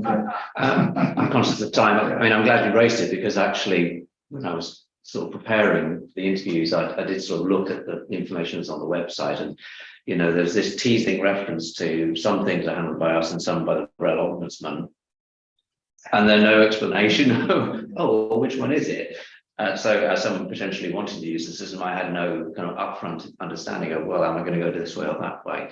It sounded like, from what Laura was saying, there's a job to do in explaining what currently is, as best we can. And I'm mindful that Susan's tried. I can't believe it's beyond our wit to somehow find a way of explaining it. Possibly then arguing for reform, if the system is so blinking complicated, it's got to be changed. There was, I thought, a third strand that I picked up, which was something about the website at the moment, and there had been a project which you put out to tender and you haven't got some very good bids Yeah. back to Yeah. improve it. I think if you was they were too expensive, that having a work program going forward would be to actually put some more of a guide up on the website. So we certainly got that in as some piece of working. Yeah, we did have more information on the website, but we had to take it down because we got complaints that we were misdirecting people because of everybody's complaint is different. So one of the things you're talking about, Michael, that we were looking at was doing like an information source on the website where people could self-serve. The problem is it was about penalty fares we were going to trial it with. The problem with it is people read it and think, but my circumstances are different. It's different for me. So it's very difficult to have a kind of a catch-all. And the reason we took some of the information off the website about 2 years ago was because it was misleading people because of their circumstances didn't match what we'd written. But we can't do that for everybody. So it was easier not to have it and advise people individually than it is to give general information, which in some circumstances was wrong. This may be a halfway house though that could go further. So long as we're not saying definitively, these are the only things you can do. So it's going to be a work in progress, isn't it? Yeah. But I mean, like I say, if anybody got any ideas to kind of reduce the impact of sending people to the wrong place, but providing them with very simple information, I would really welcome that. Okay. Thank you. Right, thinking caps on over Christmas and answers by New Year. Okay, any other questions for Susan? A couple of questions. I noticed, Susan, your comments about Avanti and the issues that Avanti have been having. That certainly matches with my experience. My journey with them recently was dreadful. Couple of questions. Season tickets, are we seeing any evidence of their usage in comparison to before the pandemic? And the other question, the bus posters no longer have our contact details on them, so people don't complain to us. Did we know about this? So Avanti, first of all, for season ticket complaints don't come to us. They go to the Rail Ombudsman, so we wouldn't see really any increase. We see cases for Avanti where they're challenging, passengers want to challenge policy. Most of their complaints will go to Avanti now, although we have finally got an agreement with the Rail Ombudsman to have their complaint data. So I may be able to answer that question better in the future. I didn't know they'd taken our posters down off the buses. I remember, you probably remember this, Alan, when we took our telephone number off the buses because of people were ringing us rather than ringing TfL. And we were getting in excess of 2,000 calls a quarter where we couldn't help people because they needed to go to TfL. Yeah. I did notice on the buses our old address at Union Street, but I haven't been told that they've taken the posters off completely. So all of the new buses in West London don't have our details. So we might want to think. Sorry, I can't hear you. So, and all the new buses in West London haven't got our details on, Alan says. Okay, that's something we can take up with TfL. Yeah, that'd be great. Okay, thanks, Alan. Good spot. Okay. Susan, I'm tempted to end your misery. I wish I could solve the problem. Susan, thanks so much for being with us today. I know it's not easy when you're suffering. So why don't we let you get off to a darkened room or whatever. For your help today. Thank you, Arthur. All right. Okay. See you soon. Bye. Right. And we've Joanna did quite rightly correct me. I have missed out the formal signing off the business plan, which is done in slightly reverse order. But actually, just before we come on to you, if you don't mind, Joanna, why this? Yes, we do need to formally approve this. It is the wrong way around. So for the plan for next year, we'll have this coming to the board before it goes to the assembly. It just didn't work, I think, in the handover this year, though I know that all members were involved in some of the earlier iterations of this. I think the thing that's positive in this is that we have obviously committed ourselves to a certain number of areas of work next year, but as previously, this is some focus overall, and that's where the big difference is here, because obviously lots of new things happen. I think the assembly very much are conscious and mindful with Michael starting, some things may shift. I guess the other point I really make on this is that we have, for the last few years, really just taken a year-on-year approach. It's probably again something where we could take a slightly longer time frame, and then many of these strands will continue in any event. It would feel a bit less disconnected year to year if we had that kind of longer term vision of where we want to be. I'm sure that's something that would be like we see with you and we'll be working on in the coming months. Okay, thank you. So could I put it to the board? Do you approve the business plan that was approved by the assembly? Yeah. Yeah. That's quite a relief. But no, definitely. I mean, clearly with the various changes we've had this year, that's we've got a bit out of sync. But thanks genuinely for all the input into the business plan and the discussion that we had earlier in the year with Emma, because that helped shape that, and Joanna was able to pick it up. I guess the other thing I'd say is, although it's now 18 months off, next year will be the run-in to the London elections for Mayor and Assembly. So certainly from their perspective, anything controversial is likely to be in the first half of the year, not the second half. And as previously, I'm sure one of the things we're doing next year, it's not specifically mentioned here, will be what is that manifesto that we want to see, or what's happened since last time from all the things that we asked for previously in terms of whoever's the mayor next time, in terms of our ask for London. So that will clearly be something that we'll get worked on as we get a bit closer to. And there was a lot of activity last time, talking to various potential candidates and getting our message across. I think we did get a number of things actually in those manifestos. So that's fun just to be conscious of in the future. Right, thank you, and thank you for the approval. And can we move on then, Shahid? Thanks for your patience. Sorry, a few minutes late, but if you'd like to, if there's anything you want to draw our attention to from the finance report, where I know it would be read, but anything you want to draw our attention to? Thank you, Arthur. In terms of the finance report, I think everything year to date is sort of pretty much in line with forecast. There have been a couple of updates to the forecast in this report, mainly in terms of income. We are now assuming that, I think in the previous reports we'd mentioned that there was a potential of £53,000 being handed back to the GLA. Recent discussions appear that this is going to be very unlikely, so that's been added back into the forecasts. The forecast income from Transport Focus for the complaints handling retainer, that's been reduced down to address a slight imbalance in the collaboration agreement. And the only other sort of thing to note, we've still got £36,000 discretionary funds still available to spend between now and the end of the year. The rest of all pretty much been allocated. So if there's any questions on any of that.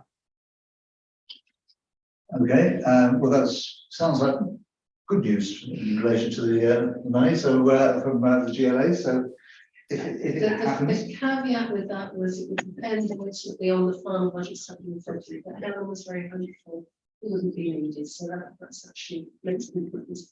Clearly, we have to be very careful about committing until we actually know the position, and that does play back into that reserves conversation too. But we do need to have a bit of flex in there for several things we've heard, and listening to Susan too, the potential of Eurostar again could well be something where we could see a huge number of issues next year. And if that's the case, it plays back through our first point of contact through contract inventory care. And obviously, you have to pay if the numbers on that are higher than anticipated. Right, yeah. No, I think it's absolutely key, and because we are actually doing more external work now and just more fluidity in a sense, and things just come at us, partly because of our profile, we need to have research too that enable us to deal with that. So I agree with this, the idea. I think in the past we've thought shy of having significant reserves, mainly because everything was quite predictable. It was just staffing costs and office costs. We didn't really need huge flex. I think things are different now because we do have these campaigns, and you're quite right in terms of it might be that something crops up and Eurostar, something like that we have to deal with. So I absolutely get the point about needing reserves or more substantial reserves. Out of interest, Shahid, are you able to say at Transport Focus what level of reserve you normally work on? I don't think it's confidential. No, I think the difficulty to Transport Focus, we do have quite a high level of reserves built up, but unfortunately, because of kind of the restrictions around reserves, we're not allowed to spend it. So although it's kind of sat in the bank, we don't have the authority to spend of it or to dip into any of it. Right. So we are very restricted in what we can do with our reserves. Right. Okay. But we would have more flexibility. We would have more flexibility. The way, when I was here last time, we did actually have to go to the GLA with a bit of a begging bowl, because we did have, and that's only 3 years ago, we did have a problem with the budget. Fortunately, they were able to take something out of their reserve, and we then actually the following year got an increase in our base budget, which was very much appreciated. I know the situation, having spent last year at the GLA, is that things are a lot tighter there now with the assembly. So I think in extremes, if there was something major happening, it was a massive shift, then we could actually approach it. I think it's highly unlikely the kind of levels of flux we're talking about, that it would be particularly feasible at the moment. There. Just to remind people that the GLA are required to fund us. That level of funding is not specified. The Act, National Act, basically says that we should be funded, but doesn't give an indication of the amount. Obviously, we're working really well with Assembly colleagues and Transport Committee now, and we want that to continue. But so much depends on what kind of settlement happens in from the government, and then the balance between the mayoral budget and the amount that goes to the Assembly. So again, that's all we know at the moment. It could be different in a couple of years' time, when the situation's changed politically. Priya. Sorry, Priya. Thank No you. worries. It may have been on, so I can't hear everything that Joanna has just said. Yeah, I was just thinking in terms of reserves, it's great. So we can actually spend it on some of the priorities that we've had and not been able to attend to. Joanna, did you already cover what sort of ideas we may have for the reserves? Well, I think it's less about spending it, it's more about having something in the bank so that when something notable happens, we can actually draw on it. Now, obviously, if you have enough money, we can talk about specifically, but we have a pretty tight budget. So the amount that we'd be able to put a little bit more in the bank is going to be pretty limited. This year, if we hadn't had some vacancies, we would have been in very deep trouble because we've had an extra workload on the back of the Eurostar phone numbers being cancelled. So that has cost us about £20,000 worth of adverse expenditure. We've got currently somebody on maternity leave. Again, there's a cost of covering. It's quite possible that could happen in the future. And if it's not there in the base, we've got a problem. We haven't needed the ticket office money this year, but we would have done. But we're likely to need it next year. So there's a whole range of things where the amount we've actually got in reserve at the moment really isn't, I don't think is anywhere near sufficient to cover. And certainly, if you look externally, the usual advice is 3 to 6 months operating costs. And that will be 200. 3 months will be 200,000. We've been starting with 50,000, and that's without all these other things going on. So, if just in a modest way we can start to get something a bit more realistic. Now, obviously, the Assembly don't want us to have money left over for the sake of it, but I've had some of this conversation with Helen Newen as our key director. She does understand that they're in a similar position. We do meet with them and the finance team there every so often during the year, so we need to keep the dialogue going. But this is really just about making sure that we can function in the right way. At the moment, clearly we do have some campaigns budget. That is our only flex. This year, that spending has been back-ended. That's largely because of vacancies. In a normal year, we'd be getting on with it sooner. So we could get to the situation where something emerges, say in December, and actually spent on more flexible money. And you know, those are the reasons why you don't want a huge lot. You definitely don't want too much, and it's absolutely no good at all if you've got to spend it. But I don't think we're in that position. If we can get them up to a little bit more of a safe place, and actually if things do emerge, you can from time to time just dip in as a one-off. But sadly, I think we need to kind of buy the lottery tickets to make it something that was, you know, that much more available for our wish list.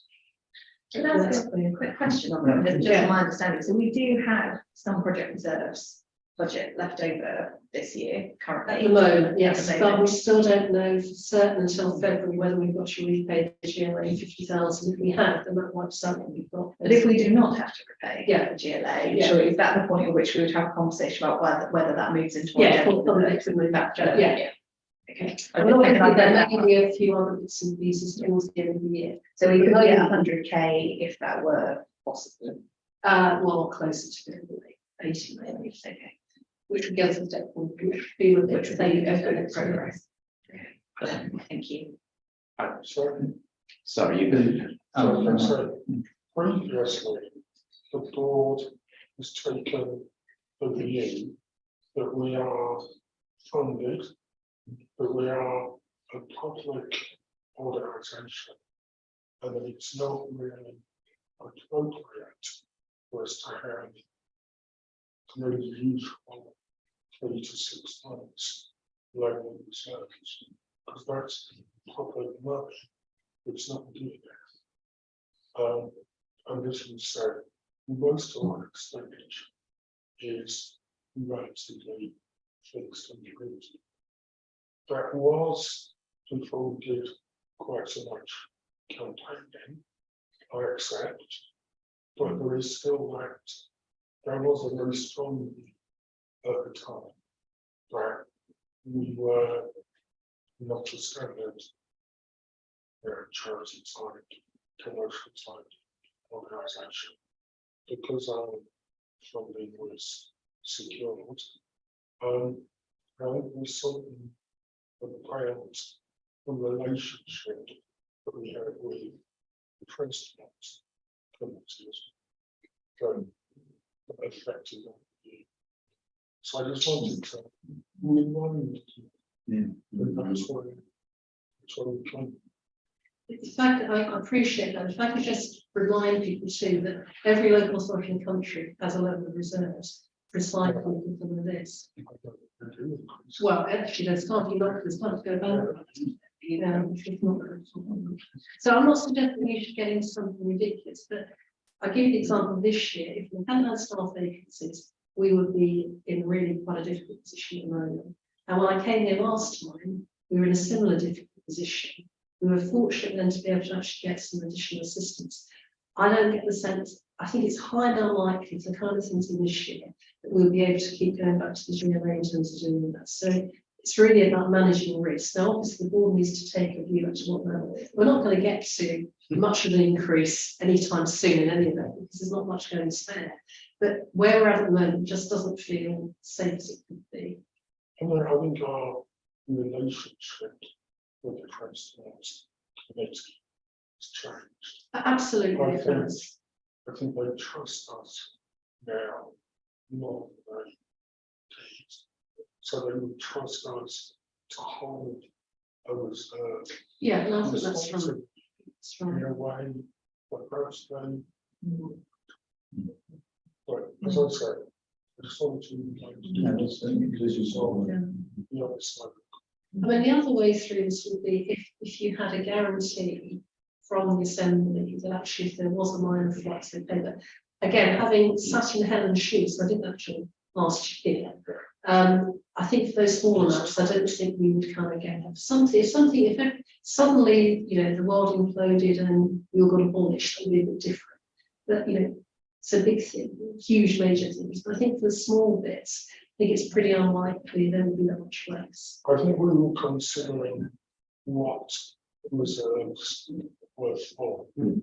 Back then, we weren't thinking of reserves for operational projects. We were thinking about reserves to lessen institutional shocks like water, Yeah. and like particular insurance or changing offices, those structural things.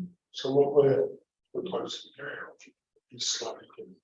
Of course, we'll have a new lease to think about next year as well in the office too. So I think this does all need to be, yes, brought together, and that's certainly Michael, and I think was a comment on the that how we draw this together, and we are on a different financial footing. I think we're on a better reputational footing than we were, but it's about how we're actually planning. It's having good governance of our finance, and that we're trusted to look after it in the right way. And I take Joanna's point. It's about if we develop that relationship, we should be able to show that it's a good use of reserves rather than just a self-protection, which perhaps it might have been seen as before. I think it's partly been overtaken by the conversation, but I think, I mean, I've been used to operating environments where you have a reserve of 6 months. And I think you used the phrase advisedly, which is about operating costs. This isn't about money that you set aside necessarily to spend on projects that you'd like to do if you could. This is actually about just keeping the organisation going and meeting your obligations to staff. You know, in the event that something really, really awful happens, you've got obligations to staff and to you know, landlords and whatever. And it's about covering those angles. Obviously, the organisation is not in a commercial situation. It's got a relationship with a publicly funded body. So it doesn't necessarily have to have 6. And I think the proposition that you aim off 3 sounds like a reasonable compromise. The trick, I think, will be being very clear about what is the reserve, what's it there for. If it's not already written down, that needs to be written down. So it's very clear that it's for this, but it's not for that. And I think that's then part of the conversation that you can have meaningfully with the authority, and hopefully put their minds at rest that we're not sitting on lots of funds, which we won't, because that money is going to take a long time to create and put aside in the reserve. Absolutely. I think we've demonstrated over the last 18 months that we can use those project monies very efficiently and productively. So you could make a case for a project reserve specifically. You do want to separate out that commercial reserve and the project reserve. That's useful thought. So, I may also receive particular support from the Transport Committee, who are very focused on achievement on the passenger. okay, no, that's a fair point. I think maybe a different approach to it going forward because of that new relationship. Well, what we'll certainly do, as asked in this report, is that we'll adopt a new reserves policy. It's about how we do that and at what pace. I think it would be for Michael to guide us going forward in the new year. But definitely the board obviously will be closely involved in that. Okay. Any other questions for Shahid? I've got one from Karen, who's not with us today. Any other questions? Shahid, I think Karen has raised this before, and it's probably become more relevant now. The interest that we get on our reserves, on our funds, clearly every little helps. And I just wonder if there's anything we should be looking at in terms of whilst having a safe account, whether there's any better interest rate that we can get. This is coming from Karen. Are we getting the best return on our reserves? Maybe not the best that's the market, but we are getting a return. I think previously we had sort of nothing in the forecast. This year so far we've forecasted 1,000. I think by the year end report that's probably going to be £2,000. So it's a big increase to what we were previously receiving. But we can have a look around the market to see if there are better use of that. I think we can earn more interest on it. Okay, well, without taking too big a risk, don't put it on the World Cup winner or anything. But if you feel, and I'm sure you are always looking out for opportunities, but within the sensible risk envelope, then perhaps see what you can do for us. Okay, great. Okay, thank you. Shahid, if there's no other questions, thanks very much for your time and once again for all your work on the report and helping us out. Very welcome. Thank you. Okay. Thanks, Shahid. Right, so let's drop my agenda down here. Yeah, the next one, I think very, very quick. Hopefully just a nod from everybody if people comfortable. I think everyone was asked about meeting dates going forward. People comfortable with having a change to a Wednesday, which helps a little bit with the admin. So these are the dates that have been proposed, hoping that they are good for people. Yeah. Just one point that I haven't had a chance to talk to Mike yet, but I'm guessing we're likely to an away day at some point early on. So I think getting these individual canvas sometimes that's it. That would be good for us to get together. So date to be set. And the minutes of the last board meeting, which seems a long time ago, back in the summer when we were baking, I remember, but feels like the same now.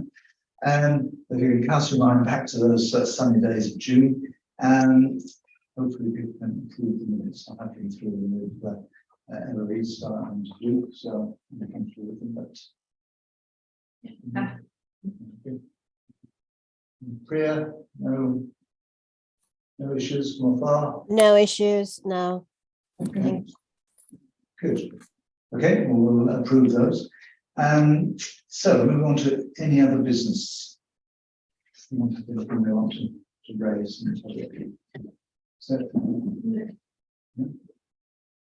Okay, well, thank you everybody for your attendance for the public part of the meeting, and thanks to anybody, any members of the public who have been joining us. Thanks for your attention. So we're now going to draw the public session to a close, and we've just got some confidential business to deal with. But thank you very much. Do stay with us, Priya.